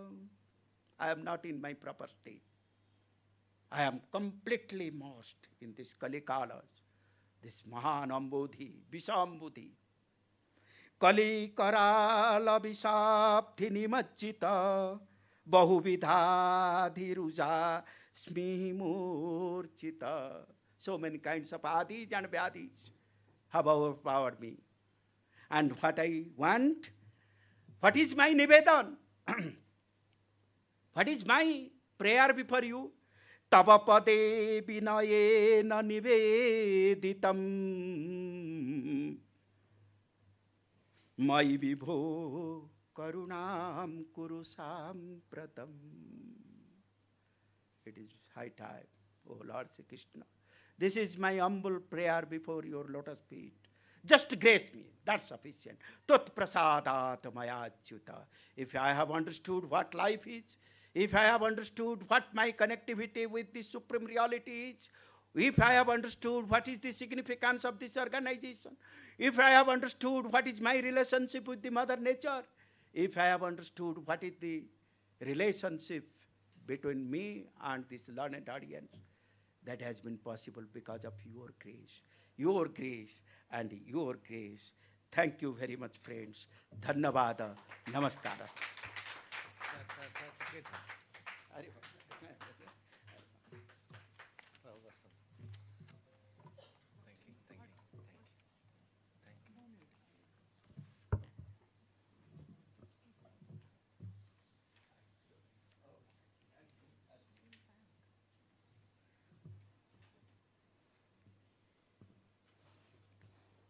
Thank you, sir, for your enlightening and uplifting exposition.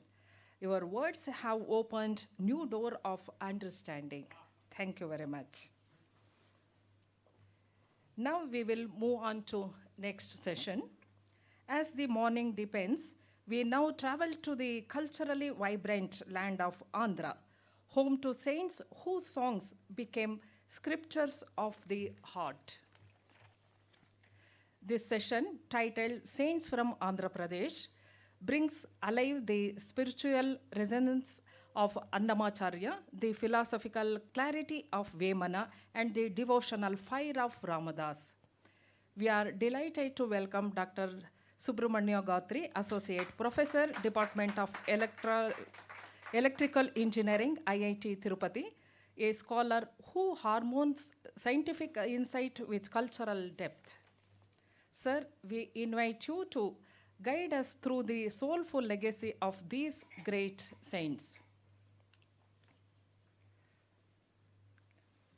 I would like to call upon the stage our director, Sri H.N. Suresh sir, to honor the esteemed guest.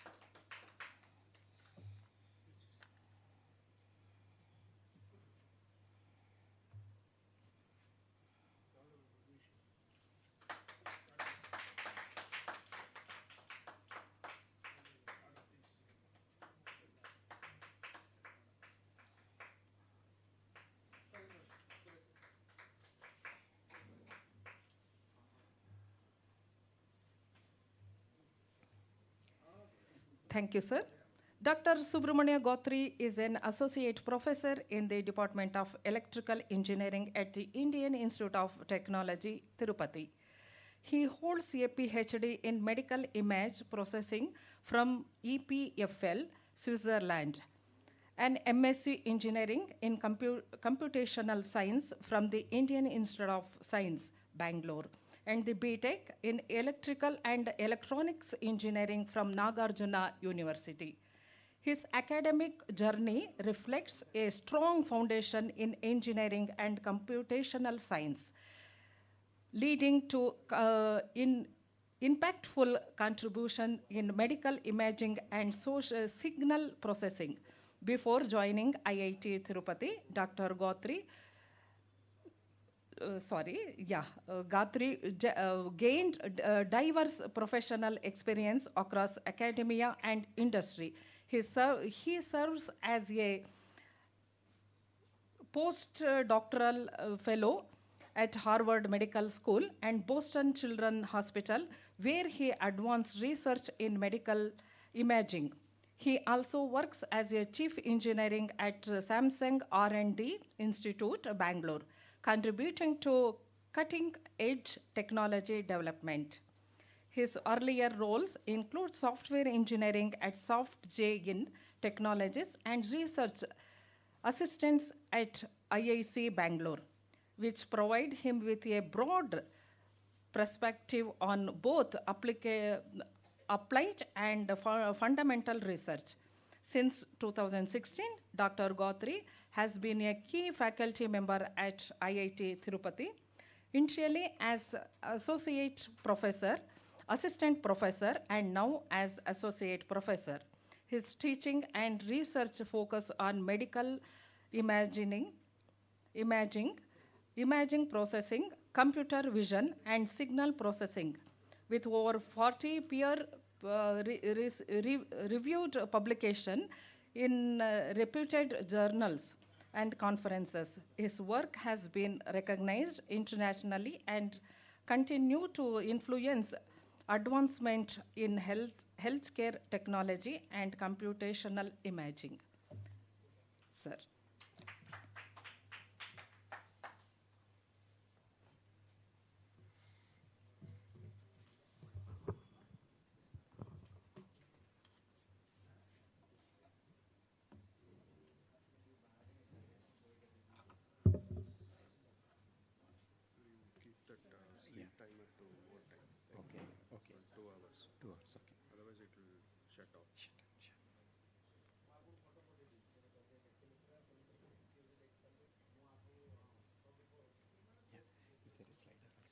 This one is forward and back. Yeah. If you want to point at something, it is Yeah, sure. Thank you. okay. Starting only, we'll start with the presentation. Yeah, presentation itself. Thank you.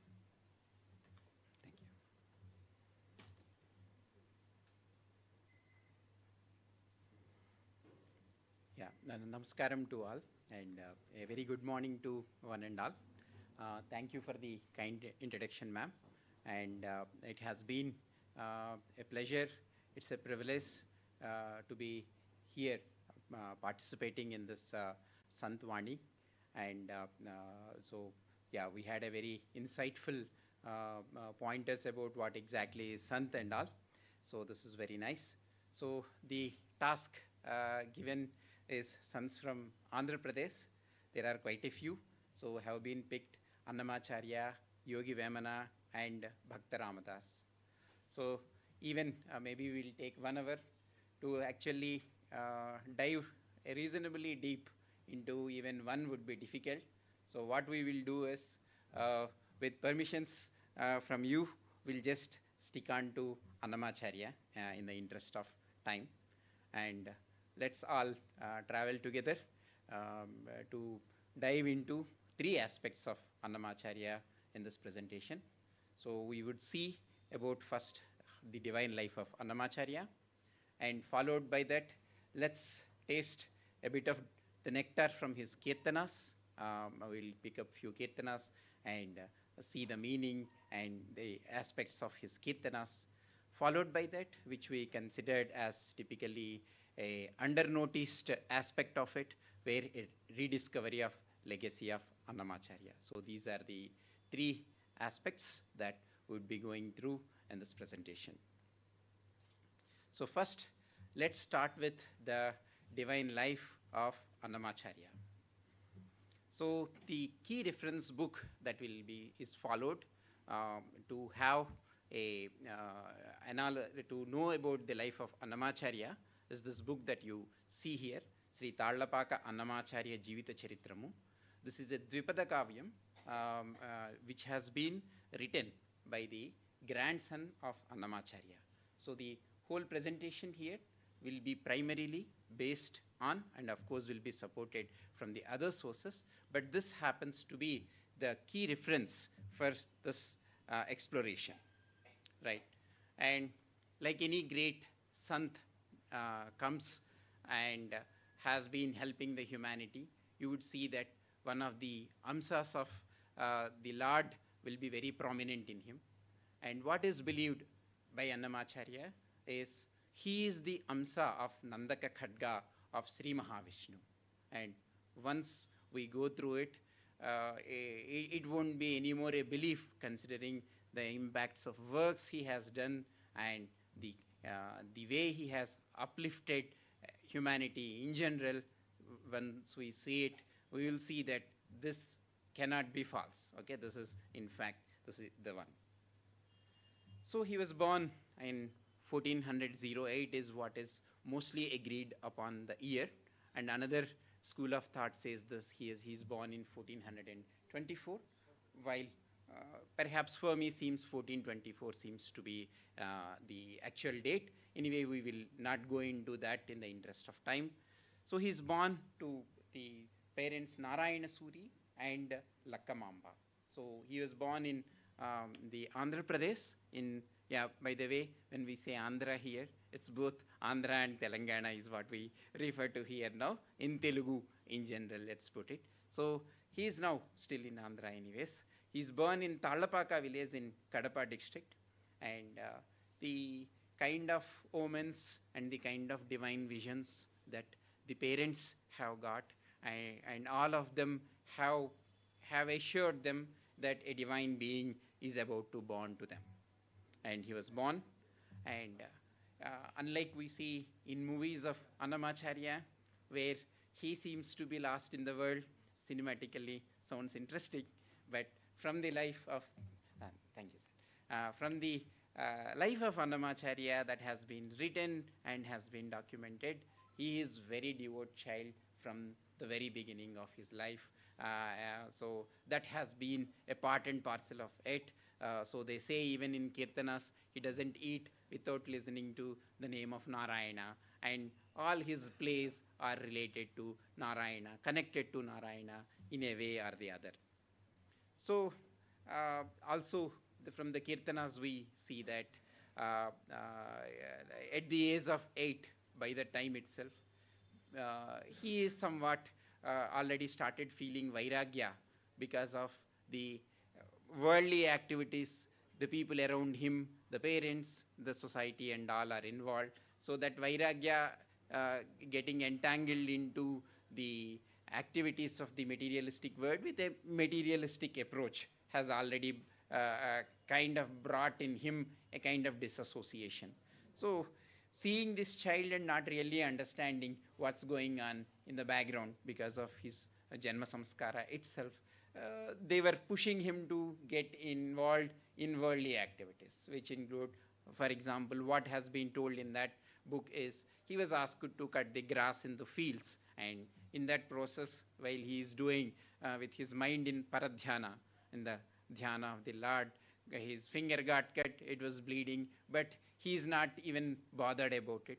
So it is at that time he listened, he come across a group of people saying the name of Narayana, Govinda, Govinda, and going to Tirumala. And again, because of the call of his very birth, or you could say when that's the call of the 7 hills. So with that, he followed them. And by the way, unlike we see in movies, the age at that point of time is 8-year kid. And he went there along with them. And a very clear description of what all he visited, including the Grama Devata of Tirupati, and then to having a bath in the Pushkarini, and all these things have been clearly illustrated. And while he was going onto the 7 hills, he actually was going like anyone else at that point of time with chapels. And by the time, because of walking from perhaps from Tallapaka near Kadapa till Tirumala, he is coming by walk. So he kind of was tired and fell asleep while climbing the mountain there. And then he heard, that's when we say the mother can be equated with grace, so that's when the grace appeared to him for the first time. So he could hear her Vani first in his dream, where it told him that you are on the sacred of the sacred, and this itself is Narayana himself. So don't walk with chapels on this, leave your chapels. So he woke up all of a sudden, removed he has thrown away his chapels, and what he could see, the mountain, until then what he was seeing as the mountain is what we see right now, most of us would see right now.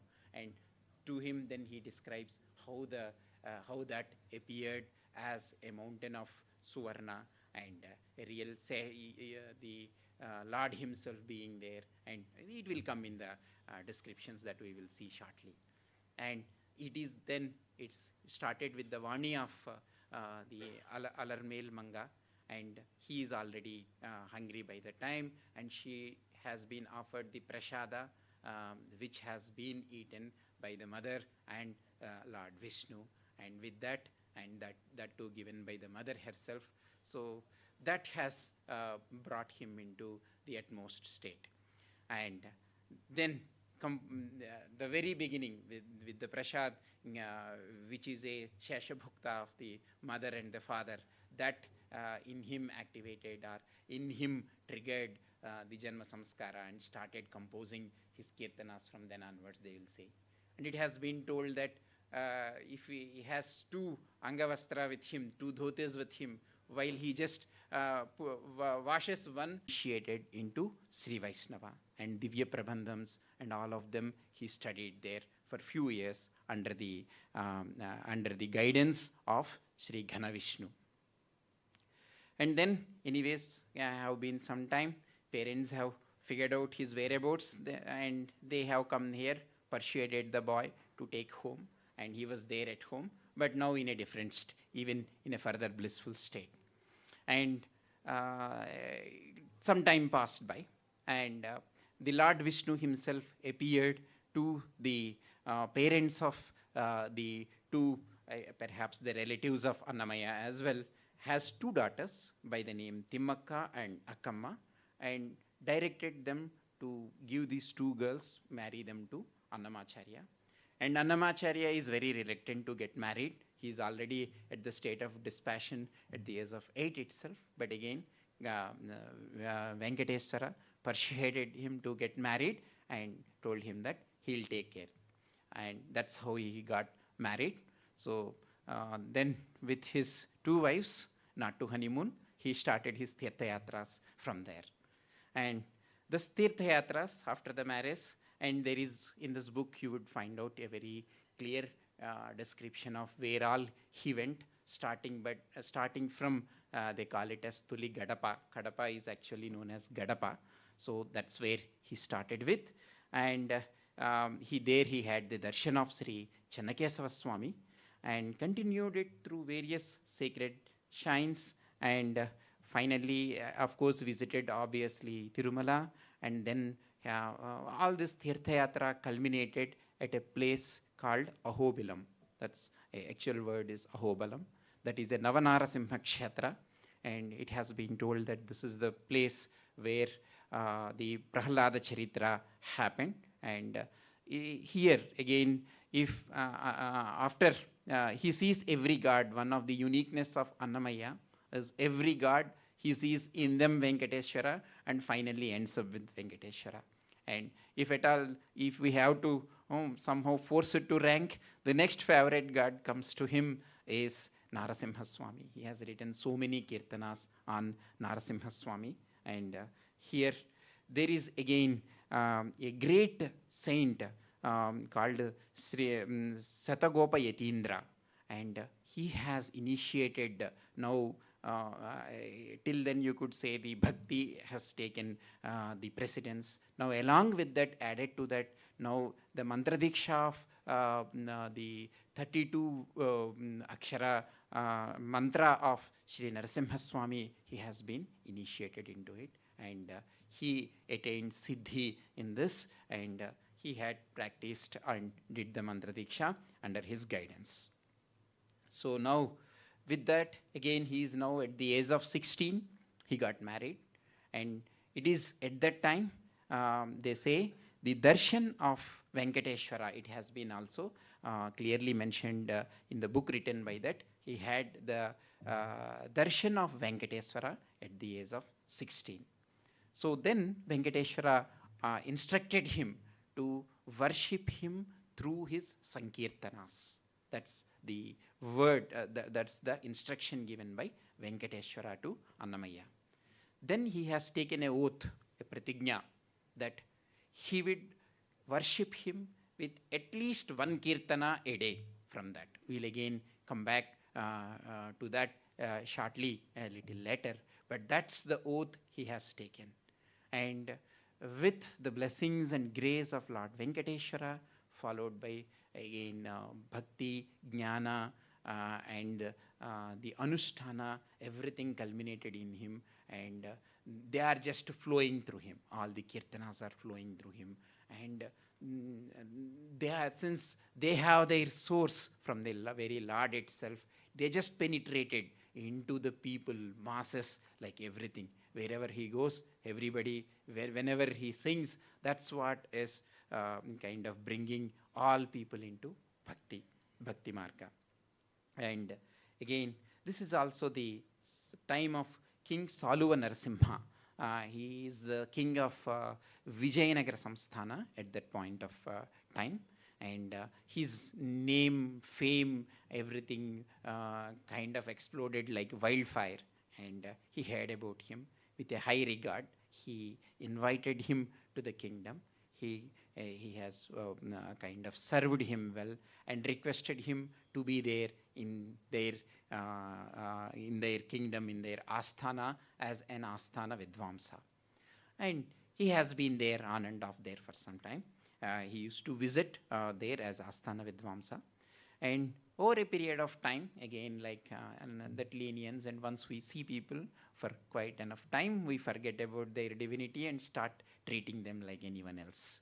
And it is at that time, there is he has written a lot of Sringara Kirtanas on Venkateshwara and Alarmel Manga, and with Nayaki Bhava, where the Annamaya himself considers himself as the Nayika and has been written. So if that is not seen from a devotional perspective, if that seed is not there, and if this is seen from a materialistic view, looks like a very romantic poems and very worldly things and very attractive things in that perspective. And Saluva Narasimha start feeling and asked Annamaya to, you please write kirtanas on me and my wife as well, the way you are kind of praising them. And he said, this tongue is dedicated to the Lord Vishnu, and this is not going to do any kirtana of any Nara. This is to Narayana. And the king, he'll have the power. So he is in that intoxication of power carried away, and he was imprisoned. And it is at that time he has prayed to Narasimha, and the whole chains with which he has been kind of prisoned got broken. And the kirtanas written on Narasimha also, whether we understand Telugu or not, if one listens to them, they say poetry is felt before it is understood. That's what is told, and one could definitely feel that in the kirtanas written by Annamaya. So then king realizes his actual state came from that intoxication, and then after that Annamaya also says, enough of being as your Asthana Vidvamsa, and that's one of the important, and he left from there, and full time, no more visits here. And so that's one thing. And another very important aspect of Annamaya is because of the grace of the Lord, it's not only he who was actually worshipping him with one kirtana a day. That same tradition came to his sons as well and his grandsons as well. The son is Peda Tirumalacharya again. There are few other variants of the names also. He is also referred to as Pedanna, and his son again is called as China Tiruvengala, or Chinnanna is what people usually call him. And it is in fact the book we were referring to has been written by Chinnanna. He was there very much at the time of Annamacharya was there. And this tradition has come, this tradition of worshipping the Lord through kirtanas has come as inheritance to them for many generations. So they have also worshipped, and in fact some of the kirtanas, popular kirtanas which we enjoy right now, are in fact written by some of them we consider Annamaya, but in fact they were written by Pedanna and Chinnanna as well. So after that, again after returning to Tirumala, which we mentioned, he has spent his time in the constant devotion and song, and then he attained Paramapadam. He left his body, and this is well documented. There was, in fact, the earlier one also was documented, but the way the interpretation from copper plates and other things, there were some issues with the punctuations which led to a little bit of confusion about which was the date of his birth, whether it is 1408 or 1424, but he attained Paramapadam. This date is very Palguna Masa Dwadasi. So that was February 23, 1503. So this is his quick, maybe in 8-9 slides. We were just, or you can say 8-9 themes. That's how the life of Annamacharya is. That's the life history of Annamacharya. And let's spend next few minutes, maybe around 10 minutes, on getting a taste of some of his kirtanas, few drops of nectar. Let's go through them. And before doing that, again, from the Dvipada Kavyam written by the Chinnanna, here is what he mentions about the kirtanas of Annamacharya. He says, Srutulai, Sastramulai, Purana Kadhalai, Sujnana Sarambulai, Yeti Lokagama Vidhulai, Vipula Mantrardhamulai, Neetulai, Krutulai, Venkata Saila Vallabhu Ratikreda Rahasyamulai, Nutulai, Talulapaka Annamaya Vachonnata Kriyal Channagun. This is what he says. His kirtanas, he is also probably this is the right time to know that he is considered as Padakavita Pitamaha. Padakavita till then were like a folklore songs which people doing work in the fields are not so educated people would be just singing it. Those are called as kavita, which are there in padas. But he is considered as Padakavita Pitamaha. Reason being, he has adopted a similar style now. If we see from the literary perspective, he adopted a similar style, but the profoundness and the knowledge that he has embedded in that, even a great scholar won't be able to present it anything better than that. So that's why he has, on one side, the balance of both has come. On one side, it looks even those who are not into Vedanta can sing, enjoy the divinity of it, and at the same time, scholars also equally alike could see the profoundness of it. And they were embedding on one side Shrutis, Vedas, the philosophies of Vedas, Shastras, Puranas, and many other things also. And mantrardhas, they say, one of the great scholars says that in order to understand that what he has written about Hanuma, one has to know about Parasara Samhita. Unless the stories in Parasara Samhita are known, it is very difficult to understand what he has mentioned about Hanuma. So such things have been embedded here. So this is with that veneration, admiration, and with that devotion and sincerity, one has to look at his kirtanas. So now, in the interest of time, I have picked up 5 themes to look at. So we will start about the very hill itself, the Tirumala hill. We'll see one kirtana that Annamacharya has written on Seshachala Parvata. And second, we'll see the very Swami, the Venkatesha Swami sitting on the hill. We'll see one kirtana on him. And then we will see for all the sevas that happen in Tirumala, he has written hundreds of kirtanas on them. So we'll start with morning Suprabhata Seva, one kirtana on that. And another seva we would consider is Unjal Seva. Even one do not get the special darshan ticket or any ticket, one can go and have darshan of the Swami, Malayappa Swami, who comes out there for Unjal Seva at this time of sunset. So we'll go through one kirtana on that. And also let us see about the profoundness of the Tattva that is there, one Adhyatmika kirtana. So this is what we are going to see. In the interest of time, we'll sample 5 kirtanas quickly.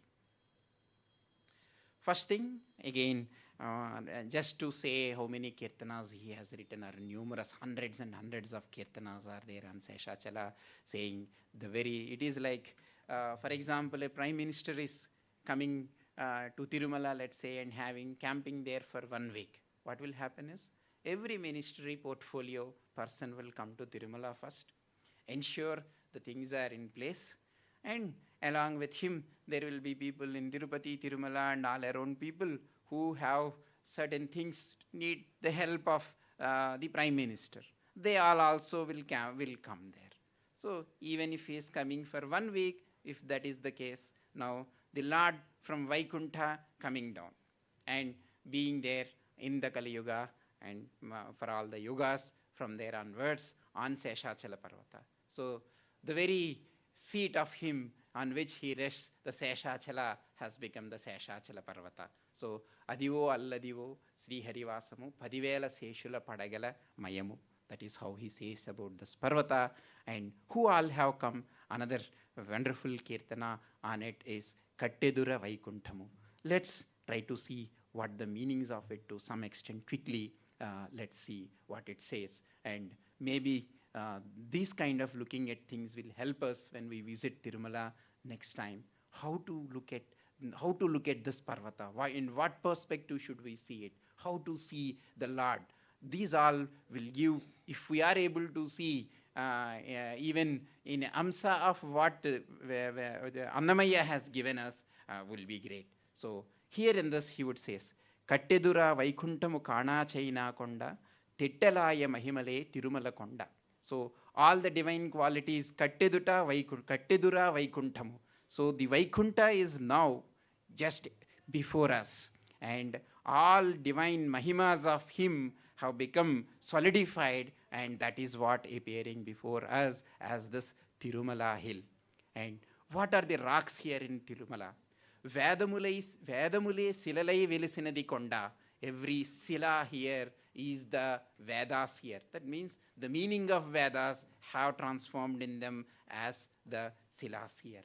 ఏ దశ పుణ్యరాసులే ఏరులైనది కొండ. Whatever is the streams flowing in Tirumala, they are all the punyarasis are flowing there as streams. Gadili Brahmadi Lokamula Konala Konda. It is the epitome of all lokas, is right now there before us as this Seshachala Parvata.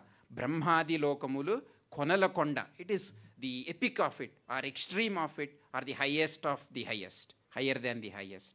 And Sri Devudundeti Seshadri E Konda. And who are all seated here? As we said, the all portfolios will come down. Seshachala, the Lord has already come. Sarvadevatalu Murugajatulai Charinche Konda. And whatever animals roaming around there, and you notice that he could, this is not the imagination, this is not the poetic creativity he has come up with, this is what he had the darshan of. So what he says is, Sarva Devatalu Mrugajatulai Cherinche Konda. All devatas are roaming here on this hill as animals. So this is how one should see when he sees the animals there. And Nirvahinchi Jaladhule Nittacharulaina Konda. And all tirthas are flowing as streams here on this mountain, whichever. And nicely, even there, if you notice in Tirumala, wherever there is a water tap, they write a title, if anyone by any chance, they write it as Jala Prasada. Okay, so that's a very, very important thing to notice. All tirthas are flowing here as streams that are there on the earth, are all there in its subtle form in Tirumala. Urvi tapasule taruvulai nilachina konda. Those who are doing tapasyas have taken the form of trees so that people like us won't disturb them, and they wanted to do their penance on Tirumala hill. And whichever tree we see there, they are all the ones, the tapasya, those who are doing tapasyas there. Purvapu Anjanadri e Podavati konda. So this is the Anjanadri where the Lord Hanuma has taken birth here. Varamulu Kotaruga Vakkaninchi Pinche Konda. There is no boon that one cannot get on this one. So this is such Konda. Paragu Lakshmi Kantu Sobanapu Konda. This is a favorite hill for the Lord Venkateshwara. Kurisi Sampadalella Guhala Nindina Konda. So all wealth has flown and even filled the caves of this mountain. And Virivaina Didivo Sri Venkatapu Konda. So he has this is just one kirtana we are looking at. There are hundreds of kirtanas, there is no exaggeration in that. And that is how this mountain is. And he gives us, he acts as a guide if we are ready to look into what he says on how to see this mountain. And let's move on to the another aspect, the very Lord himself. Again, there is no end to number of kirtanas he has written describing the Lord, starting from physically how he appears, how are his ayudhas, and so on and so forth. And let's see on how the Lord is taking care of us, how he said in his kirtanas. Let's pick one kirtana. Podaganti Mayamimmu Purushottama. So this is what we'll have a look at that. So he says, Podaganti Mayamimmu Purushottama Mammu Nedayakavaya Koneti Rayada. So we got a glimpse of you, Podaganti Mayaninnu Purushottama, and don't leave us, don't forsake us, be with us. And how he is taking care, he says there, Kori Mammu Nelinatti Kuladaivama. Usually when a great person is there, we have to do all kind of lobbies to get his attention. But Lord is not like that. He, on his own desire, has become, he decided that I will take care of you, and became the family deity. So, Kori Mammu Nelinatti Kuladaivama. Chala Nerichi Peddalichina Nidhanama.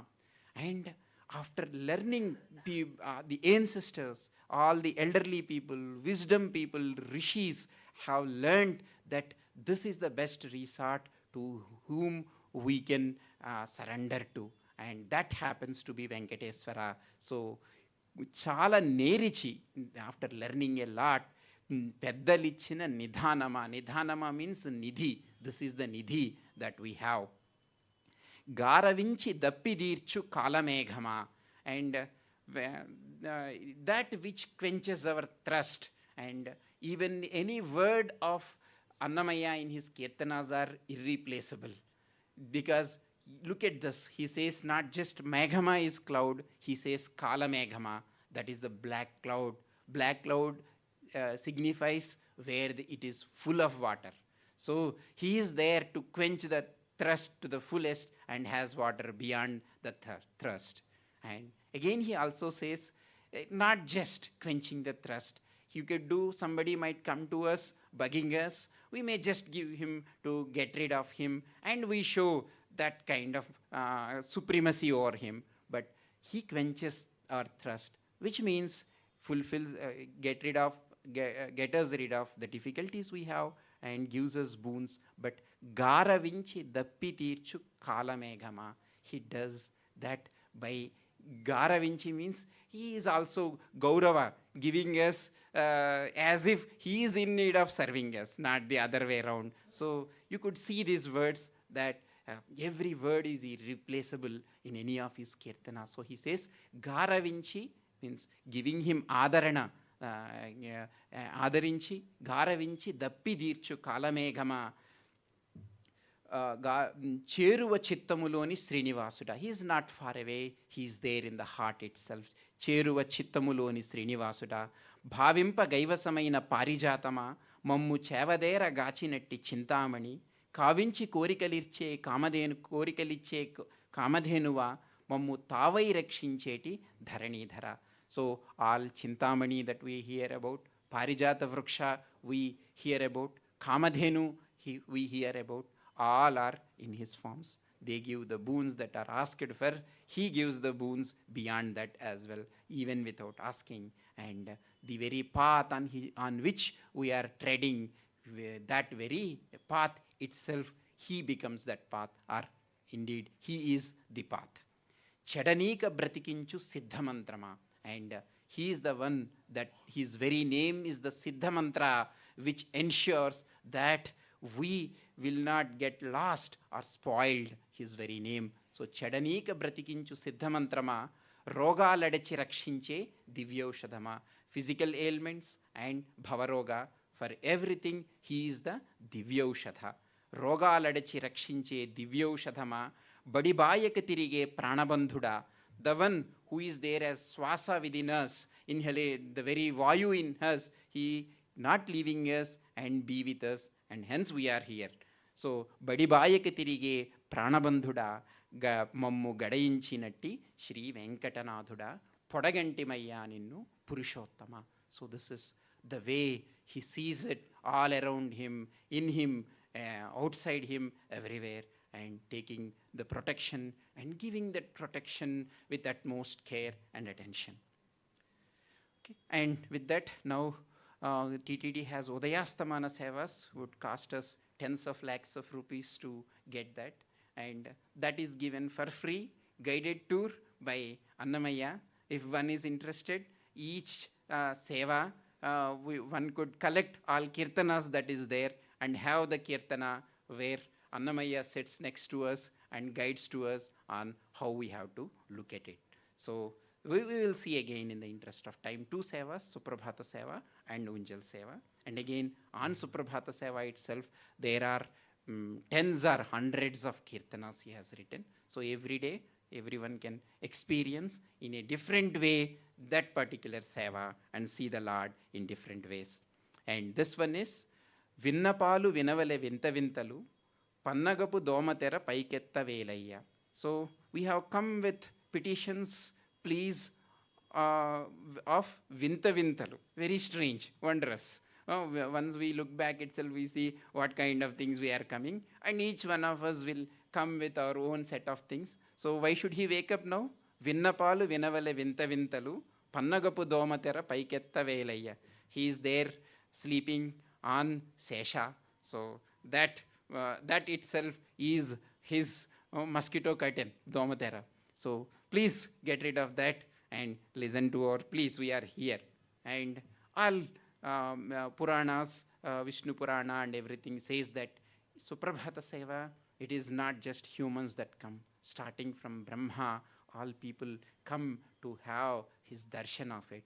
And in fact, from this Kirtana, we see that darshan, Annamaya had it. So he is saying here, Tellavare jamekke devatalu munulu, allanalla nantaninta nadivo vare, challani tammirekula sarasapu gannulu, mella mellane vichi melukonavevaya. The Brahma Muhurta has happened, who had all come here. Devatas and Munis have come here waiting for your darshan. And your lotus-like eyes, please open them and give us a chance and put your glimpse upon us. And it's not just Devatas and Munis that are coming here.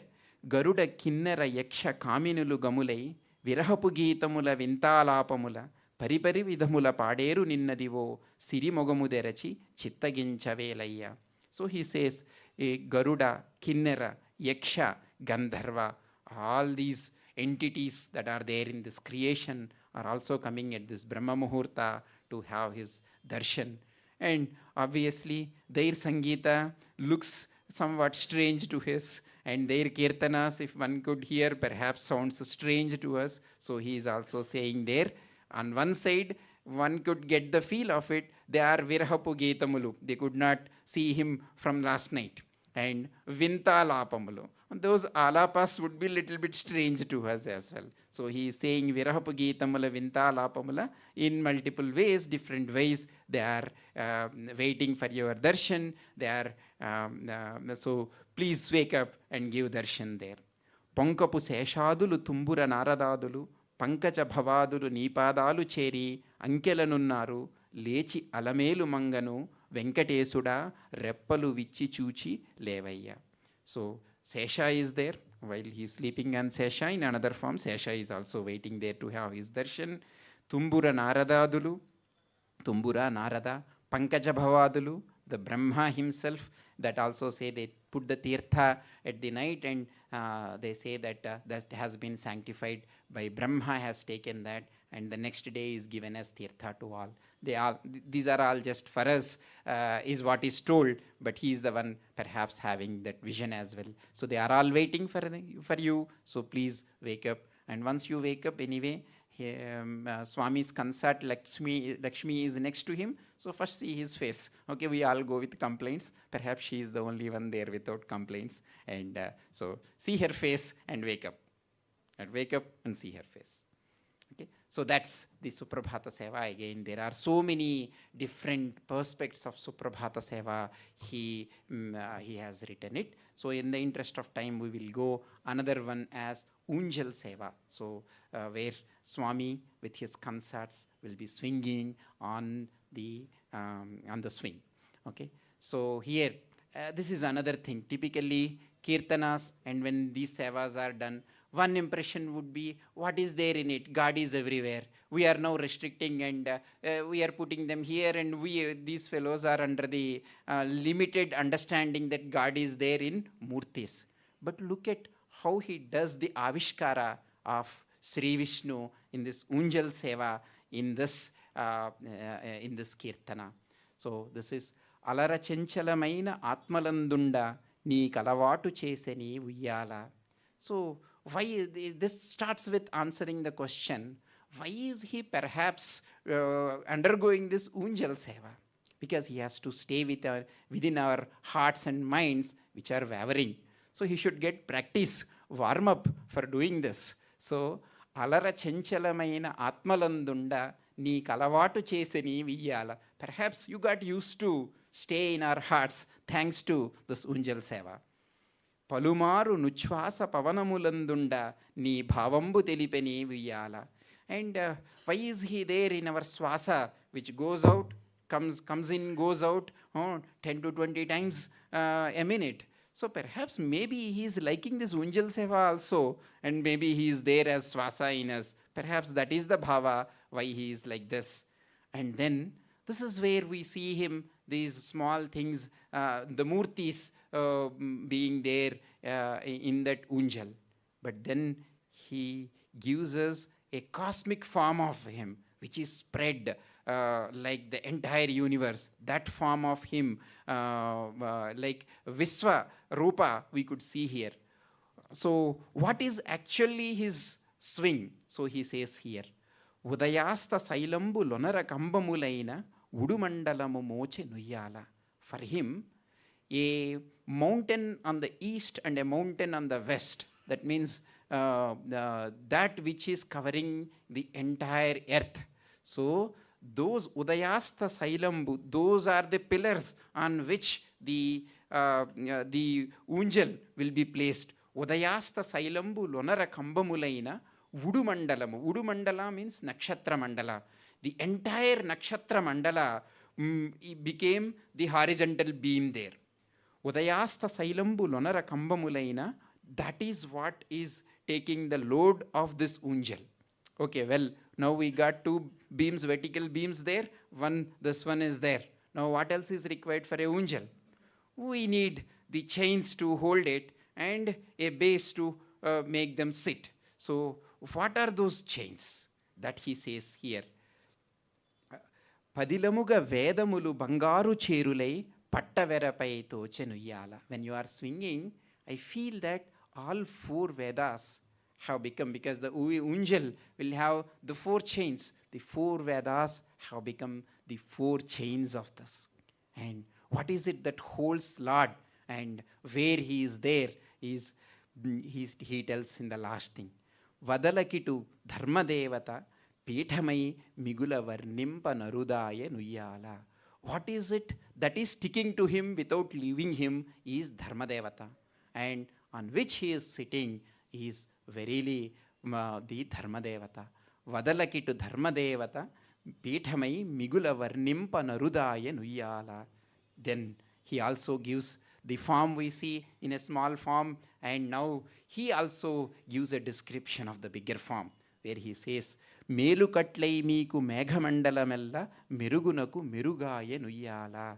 The meghas which are there in the same color as his body looks like the garments which are adorning him and beautifying him further. And that means he has now the rupa which spread from the earth to the akasha. Neela Sailamu vanti Nimeni Kantiki Nijamaina Todavaya Nuyala. They seems to be the right attire for you. And Palindlu Kadalaga Payadalu Rapada Bhaminulu Vadinupu Nuyala. Then again from that cosmic plane, now he again brings us to the plane where this swing has been moved from one side to the other, where these women are making that move here and there. They are feeling like when the Lord goes to the other end, because all the Brahmandas are there in his Udara, they might kind of tilt. With that fear, they are not pushing him too much. So that's the darshan that he gives. Voli Brahmandamulu Uruguno Yanubhiti Nuya Nuyananopi Ruyala. That's how that is going on. And it's still not the end of it. Now, Kamalakunu Bhusatikini Kadalu Kadaluku Mimmu Kaugalimpaga Jese Nuyala. Because of such the grandeur thing going on, and Sri Devi and Bhudevi, his two consorts next to them, are holding him tight with this going in that high speed. So for every movement, they are holding him tight. Amaranganalahu ni havabhava vilasa mandande jupeni uyala.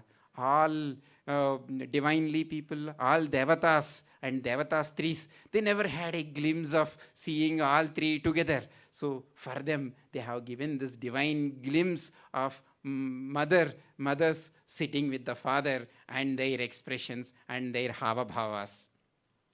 Kamalasanaduలకు కన్నులకు పండుగై గణుతింప నరుదాయ నుయ్యాల. So Kamalasana, Brahmadi, all devatas are sitting there, and this is the rare event even for them to watch, and it cannot be expressed, it cannot be quantified, the joy of seeing all this thing. Kamaniya Murti Venkata Sailapati Neeku Kaduvedukai Yunde Inuyala. You are the one who are enjoying this whole play, this has become a nice play to you. So this is how, which apparently looks like what is there in this seva of putting the murtis there and moving there. This is the big cosmic picture that Annamaya gives.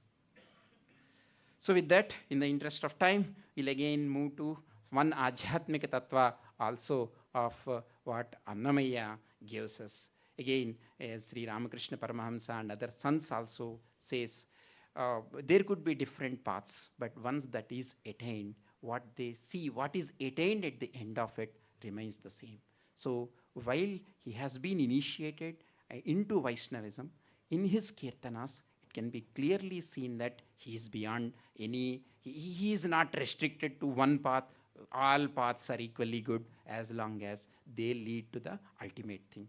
So this kirtana says, Yantamatramuna yavvaru talachina, antamatrame neevu, antarantaramulu yenchi choda, pindante nippati annatlu. How much ever duff we have, so much only the thick of the cake that we make. So what is the measure to you? Yantamatramuna yavvaru talachina. Whatever much we can comprehend, you are that much only. Just like as much duff we have with us, that much will be the size of the roti we could make. Kolaturumimu Vaishnavulu Kurimito Vishnudani, Palukudurumimu Vedantulu, Parabrahmamanucho, Talaturumimu Saivulu, Tagina Bhaktulunu, Sivudanucho, Alari Pogaduduru, Kapalikulu, Adi Bhairavudanacho. So Vaishnavas worship him as the very Vishnu. And Vedanta, those who follow the Vedanta non-dual thing, Advaita, they say he is Parabrahma. And Saivas worship him as Shiva. And in fact, all these worships have happened on the Tirumala hill over periods of time. It's not like after Ramanujacharya has come, this has been, there has been a standardization of how the worship has been done, but you would see there also all these traditions worshipping even the Lord that is there on the hill. And Kapalikas, they consider him as Adi Bhairava. Sarinennucho Sakteyulu Siktirupu Nivanucho, Darsinamula Mimu Nanavidhamula Talapula Koladuru Bhajinturu, Sirulu Mimune Alpa Sirula Mimune Alpabuddhi Talanchinavadiki Alpambauduvu, Garimala Mimuse Ganudani Talachinavadiki Ganabhuddulagudu. So Shakteyas, they worship him as the very Shakti, and based on different darshanas in their own forms, they worship him.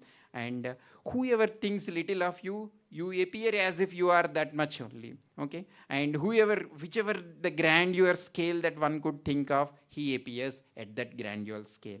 Nee valana korataledu, mari neeru koladi tamaravu. So there is no deprival because of you have some limitation. It is like this is also a beautiful way of comparing this. When we see different points of different depth, when the lotus grows in it, it will never grow beyond the water level. It is only at the water level. So not because the lotus cannot grow beyond that, as much is the water, so much is the length, so is as much as one's comprehension and openness, so much is what you appear to them.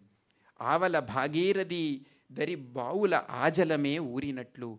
When the Ganges is there in Kashi, Ganga is there in Kashi, if one digs their own well, what water springs in it is after all the Ganga that is coming here. But we assume that this is our well and this is our water. But in whichever form one worships him, there is only one thing, that is Bhagirathi, and that is you.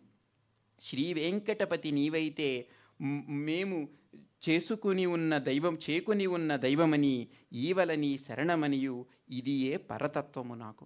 It's all right. You have to tell different schools of thought will worship you in different ways. But what is it to Annamaya?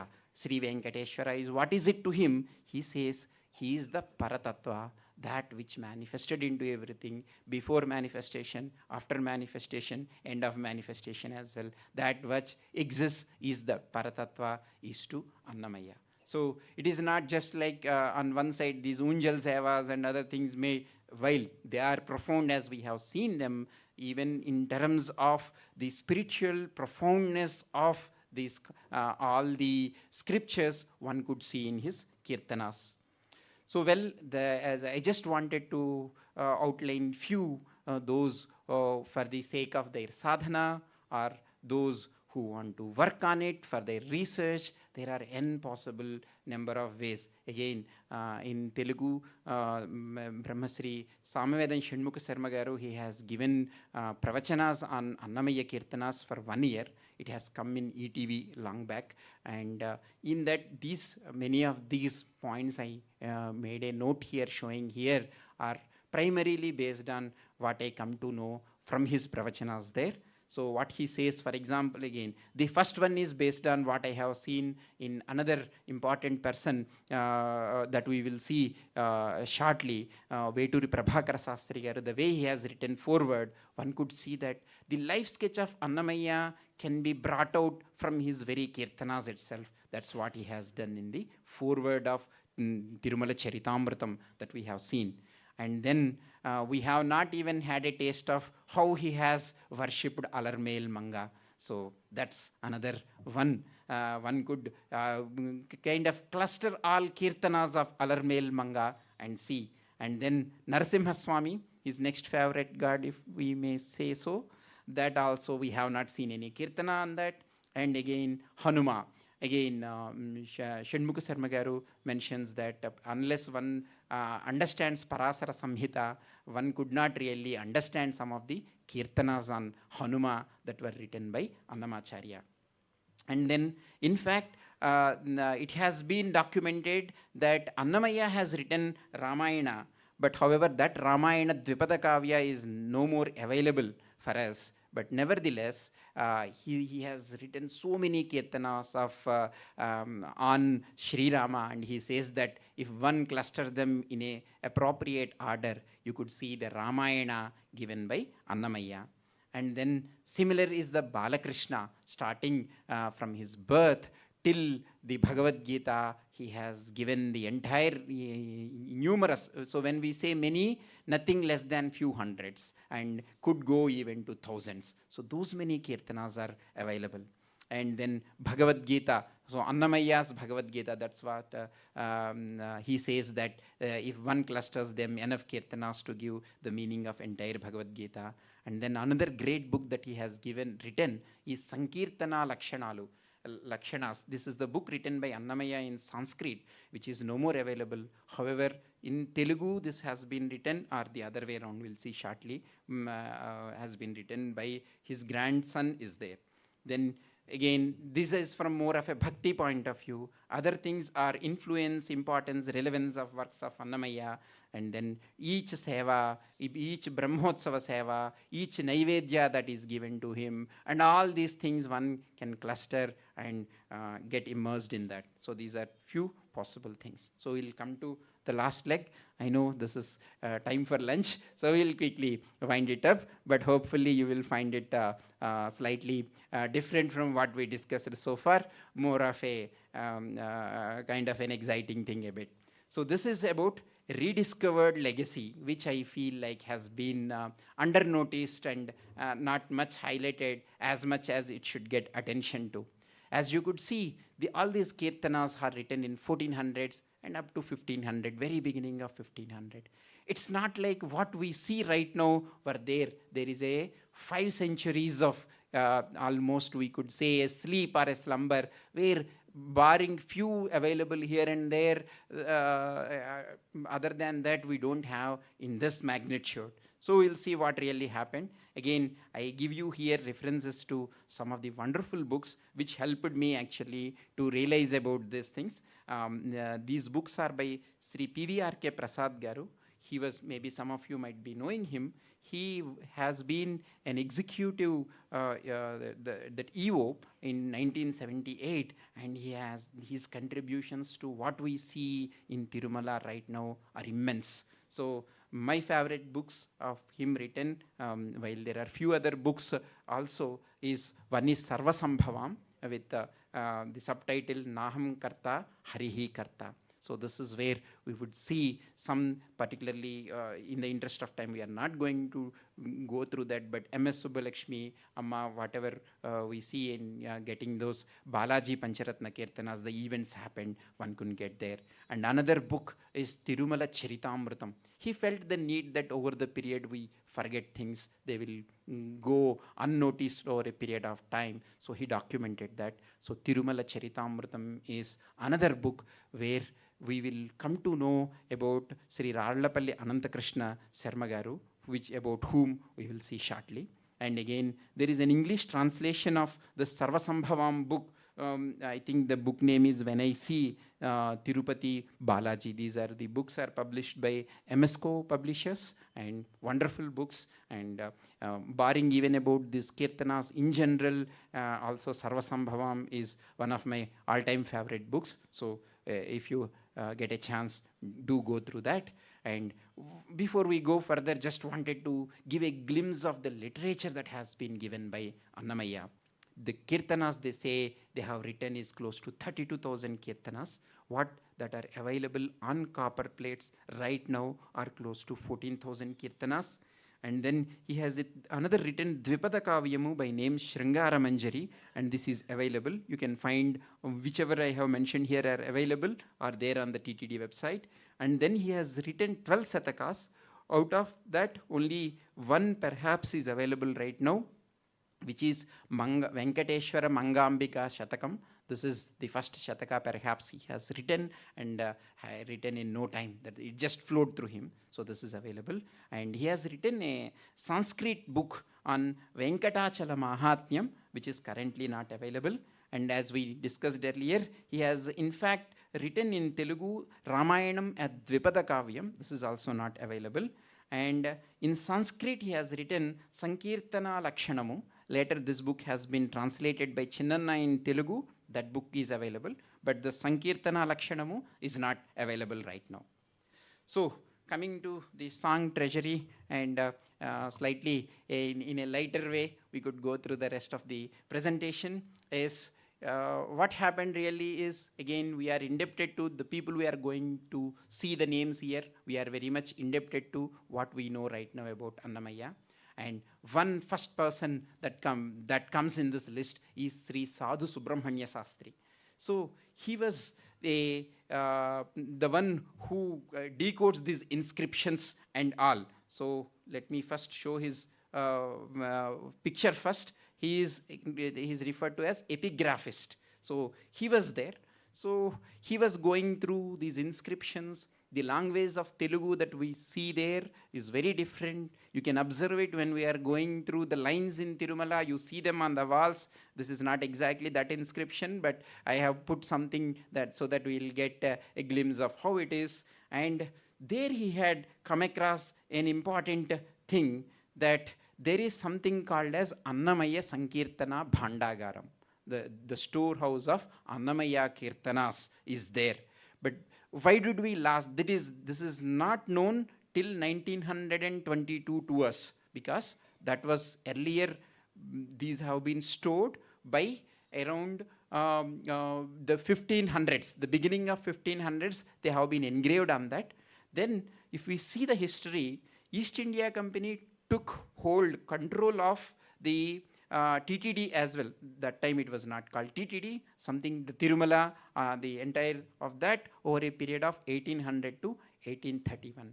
Till then, there are many rituals that people do. For that, they would be giving money, and you may call it as sponsoring those rituals, naivedyas and all. That is done. But this time, they have already given, and it is supposed to, it is like Jivita Chanda we pay, and it will come till the end. But all of a sudden, they have been all stopped.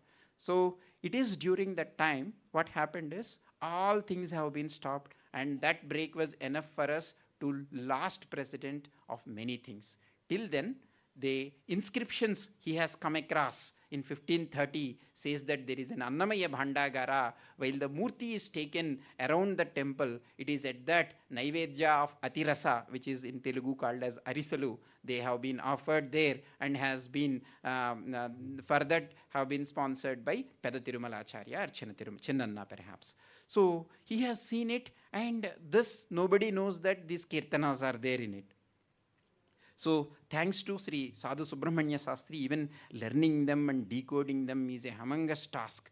The Telugu lipi we cannot understand. Even Telugu right now none of us can understand despite knowing Telugu aksharas there. He learned those things. You have to see the in chronology how Telugu lipi has got under the evolutions has gone. So he has learned that, he decoded that, and he found that there is one thing. So well before that, the history tells, once again if you look it into the history, there were two close attempts that were made where people suspected that there is something. So this is again after, I am saying after 1500 thing. So one thing happened in 1860, I think it is Brunton or somebody, where they felt that there is some in Telugu grammar books are perhaps there on the hill, they were saying. They opened and they could not even decipher what it is, and they felt definitely this is not Telugu grammar book, something else, so they left it. And then an English archaeologist in 1915 again has opened that, and they thought it is some spiritual things, but no clue, and it is closed. And this, I'm sure all of you could recollect this from Tirumala Hill. It is the Hundi, when you are there at Hundi, finished your darshan and coming, just if you are there, on the left hand side of it, even this picture you will find out, which is Annamacharya Bhandagaramu, the storehouse of all Annamacharya Kirtanas. He saw it, from the inscriptions that he has decoded, he saw that there should be something here stored. The Chinnanna mentioned, all that it was mentioned is there. There is Annamaya Bhanda, there was no board that time. Oh? There is only, it is there to the wall almost like a window that we have. So he insisted that let us open it and see what it is there. All the earlier history I told came in retrospect. It's not like they were suspecting there is something there. And you could in fact see these copper plates if you get time when you go to Tirumala. In the north gate, once you go there, you can go to the museum there. All these copper plates are stored there. If you have 2 hours, good enough, you can see these copper plates there. This is how they would look like. If you zoom in and see even Telugu script, many letters, we could hardly do anything there. So these are the copper inscriptions, and to the surprise, these are 3,000 such copper plates have been found. And on each side you could see, whichever circle you see here, that is end of one kirtana and second kirtana starting from there. There even classification is also given. Is it a Sringara kirtana or Adhyatmika kirtana is given. The raga is also given, except that the Swarasthanas are not there. So all these things were given. These are, you could see this being written on either sides, on both sides of it. Overall, there are, so this is again at Indian Institute of Science, SERC department has earlier digitized all these things, one of the labs there.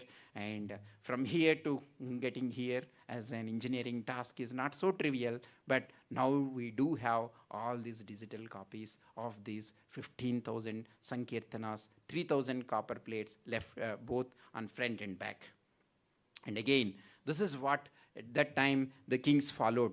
In Telugu, they call it as Bandarekulu.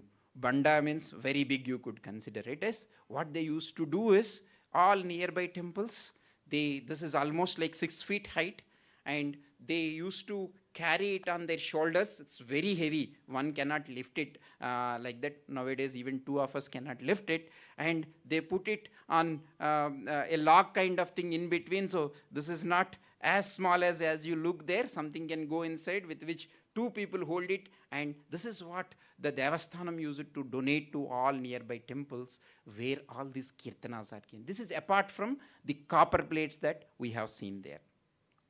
And what he has done, you could say, is a Herculean effort of Sri Sadhu Subrahmanya Sastri Garu, and he has many of the kirtanas, he decoded the language, he has wrote them, and it has become 3 iron boxes, full teakwood boxes, not iron boxes, teakwood boxes full of these kirtana papers.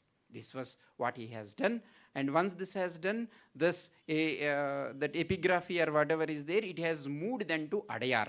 Their office has moved, main office has moved to Adayar. So all these teakwood boxes have been moved there. and we have very constrained resources. Another important tasks are there to make the crown for the Lord Venkatesha at that time. He has been assigned to this. There is no one else. So that job has been given to him. And these have moved to Adayar. And people there is some quiet time. People thought that these are all useless papers. This he has done, I don't know, maybe decades, and learning that and do it. And everybody thought, what is written here? Some fellow would have written, they have no clue of it. And all of them are burnt. His tens of years of work has been just simply burned down. Okay, in Adayar, once this office has been moved there, he worked for 20 or 30 years, I don't know. And he happened to write 3 books based on those things he has written. They went unpublished, okay, at that point of time. And September 10th, 1981, Vamana Jayanti, he left his body. The books saw the light at the end of the tunnel on September 26, 1981. So he wanted to publish even on his own, didn't he? He was not allowed perhaps, and they did not publish. And again, this is the time when PVRK Prasad Garu pushed for publishing it, knowing about these things. They could, however, 1978 he came, and by the time they got published, September 26, 1981, these are all burned down on September 10th, 1981. He left his body on that. So, okay, you could still call it as a bittersweet publication. Still the books are there, that is sweet. Better thing is, he's not there to see in person. So then, the great contribution of Sri Veturi Prabhakara Sastri Garu. And he's a great yogi as well. Don't know how many books he has written. Even they say that unless he has been a yogi, even to decode some of the terms which were not clearly there is not possible. So with his yogasthiti and his high level of state, this started from square one again. So he has done it. And after this, Sri Rallapalli Anantakrishna Sarmagar, he has done many of this thing. Then after him, this task has been completed almost for all kirtanas available by Sri Rallapalli Anantakrishna Sarma. Okay, and again it is around the time of if you go through the Tirumala Charitamrutam book, there is a one chapter, not in Tirumala, in the book of Sarvasambhavam, you will find one chapter about Rallapalli Anantakrishna Sarma Garu. While he could not get his due recognition of what he has done, nobody even recognized the importance of the work he has done. And all of us, and there were many projects of Annamacharya project started around 1980s, but nowhere his name is there. Nobody is aware that he has done such a great task, and that kept on bugging him. And he was there in Bengaluru itself at his children's house, bedridden. And when he was about to come to here for some work, one of them, I think Gauripeddi Ramasarmagaru, there was someone who told that since you are doing Annamacharya project, he is the one of the key pillars who did this writing. It is not just copying, you should understand the script, and you have to have, it's a very huge process, okay? And you go and visit him, and from inside there is a stimulant from him that he should be given TTD Asthana Vidwan. And he has made that gold and dollar, this certificate and everything in just that overnight. After 8, he called at 12 o'clock to his people and asked them to do it. Next day he went. He has stopped talking. He could not speak for already many months. He was just bedridden. And then his son told that so-and-so EO has come from Tirumal Tirupati Devasthanam, put them in his hands. People are not sure whether he is able to hear or not, but slowly what the murmurs they could hear is, oh, you got daya on me after so long time. This is what he uttered, and tears were dropping in his eyes. And after that, he quietly left. And in next 3-4 hours, he left his body. So that's, these are all people for the wealth, the treasure that we have, we should be grateful to. Again, this list is many more. In the interest of time, we are just looking at 2 people. And not just that, one is translating that and getting them. Another is only what raga is given, but swarasthanas, how to sing them, nobody knows. And each one you could, YouTube, if you understand Telugu, or these days you could use Gen AI tools to convert into whichever language. the interviews, we are fortunate to have the interviews of Sri Nedunuri Krishnamurti Garu. Watch them, beautiful. He tells about, he initially thought what Annamaya, Tyagaraj, because he's from traditional Sangeeta where Sishya, Prasishya Parampara is there for Tyagaya. He thought there were some folklore in the beginning. He says later, once he started going through it to compose the music, has realized the importance, and he said he just prostrated to Annamaya. So get a chance, if you get a chance, go through it. Another great stalwart who has recently left his body, I guess maybe this year itself, is Sri Garimella Balakrishna Prasad Garu. Thousands of kirtanas. It is not just singing, it is composing. It's not at all easy. Tyagaya and other all people who standardized how Sangeeta should be and frameworks have been given, all of them, including Ramadas, who have come after Annamaya. He is even before him. So giving that is not a trivial task, and that has been done by Sri Garimella Balakrishna Prasad Garu. And if you get a chance in Tirumala Charitamritam, or in Sarvasambhavam itself, one topic about M.S. Subbulakshmi Garu is there, another narrative is there about it. It's again is a wonderful thing to know. Leave it in the interest of time. So, okay. So with that, let's do some math as well. There are 3,000 copper plates were there. Total kirtanas are 16,582. Out of them, 14,400 are by Annamacharya. His son Peda Tirumalacharya 1062, Chinna Tirumalacharya 1120. Very authentic kirtanas we have from 1500s and 20th century, and after that are the fortunate centuries to have these Annamacharya kirtanas in that style. And again, Chinna Tirumalacharya, in the book I was referring to, mentions that there are 32,000 kirtanas written by that, but whatever is accessible is still 16,582. Just see how much effort at that time the kings have kept to engrave these things on copper plates and store them, let's say, for eternity. So total copper plates, a rough calculation, even you look at it, is like a 3,000 copper plates are there. Each one, for example, A4 sheet, if you consider as what you could write one kirtana, you could consider that as an A3 sheet. And once you hold them, you could see that it weighs at least around 4 kilos. So that means 3,000 copper plates into 4 kgs is 12,000 kgs of copper has gone into it, which means 12 tons of copper has been invested by the time the kings realizing the importance of these kirtanas. So current day cost copper, you would put 1,000 per 1 kg. Just the raw material is 1.2 crores in the current time. And definitely then not everyone can come and write on that. And writing those many and proofreading, correcting, and all those things, at least 10 to 20 times will be easily. It's like buying a book versus writing and publishing it, the whole thing. So if you keep something like 10 to 20 crores in the current day thing, what the kings have realized the importance and invested could be in the current day terms around 20 crores. Okay, that's a big number. Right. So again, this is not just documentation. We should not see it from the commercial angle. It was massive historical project, can be seen as backed up by immense devotion, resources, and craftsmanship. This is how we should look at it. And well, let's also see about how many kirtanas he has taken a pratigna that he will take it from the 16th year. He has taken a oath after he had the darshan of Sri Vishnu, Venkateswara, that he'll write 1 kirtana a day. So started composing at age of 16. Total compositions was clearly mentioned by Chinnanna as 32,000.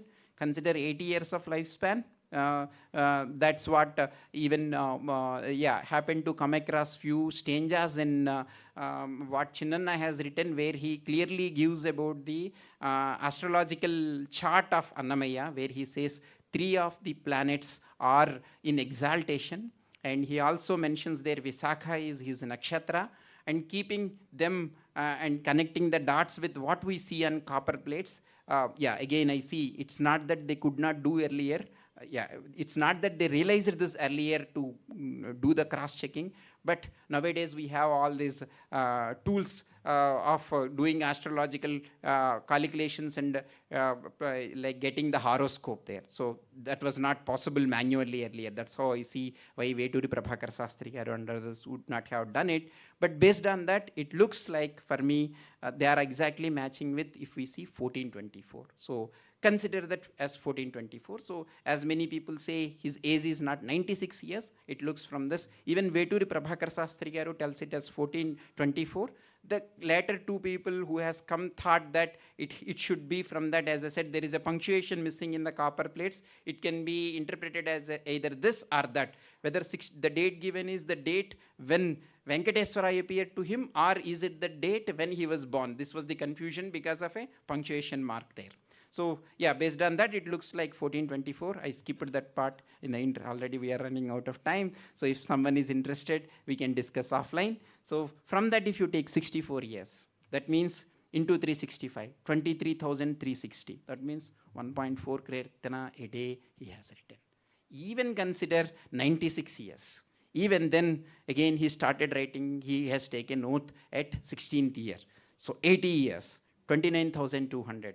32,000 kirtanas. So that's what you could see. This is not a normal number where one kirtana a day is written for his whole life. Okay.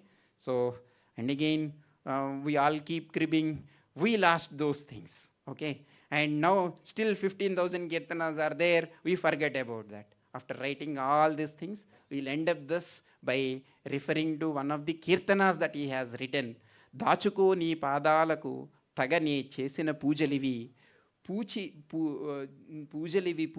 నీ కీరితి పుష్పములివి అయ్యా.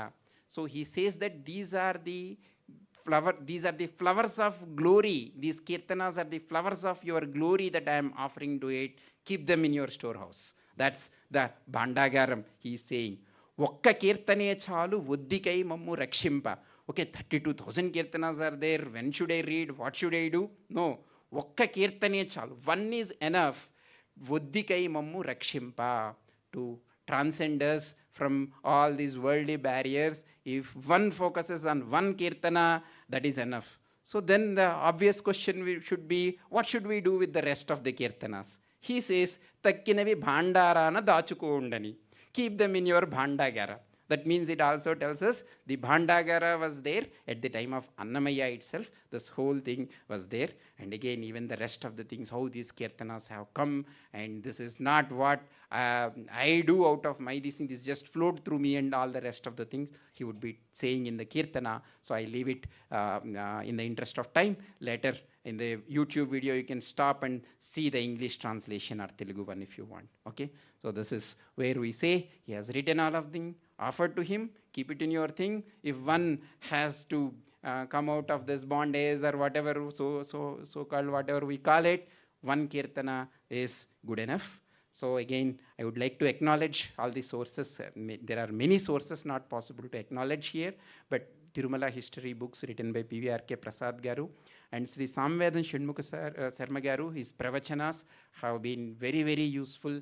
And almost the flow for the first two parts is mainly is inspired by his pravachanas. And again, lot of people on the software thing also have put extreme efforts. There is, I think his name, there are Pappu Nagaraj Garu and there are few other people who ensured that whichever is their books has been translated, has been put on the web in a without any mistakes. I don't know how many proofreadings they have done it. There is this website called AndraBharati.com, an extraordinary, humongous work that one is, where that you could now consider as the authentic one. If you get any doubt of whether this is this way or that way, go there. Normal blogs and all could have errors, but not this one. This has been done very well. And I would like to also thank Professor A. Raghuram Raju Garu. This is the first time I'm talking about anything non-academic, so to say.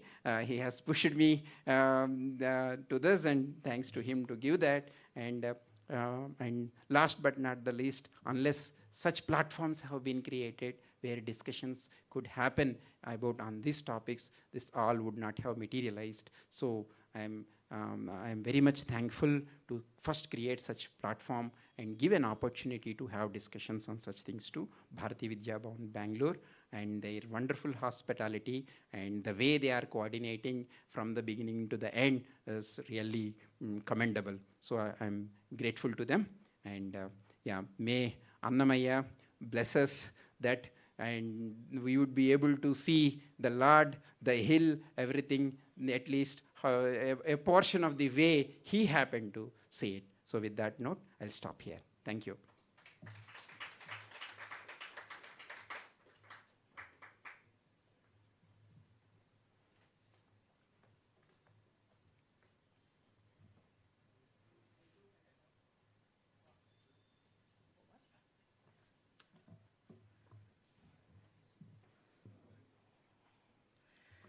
Thank you, Dr. Subrahmanya Gorthi, sir, for transporting us into the devotional and literary richness of Andhra with such clarity and grace. Now we have a lunch break. Lunch is serving at our dining hall. I request all of you to join us for lunch. Please. And we will start our next session at 2 o'clock sharp.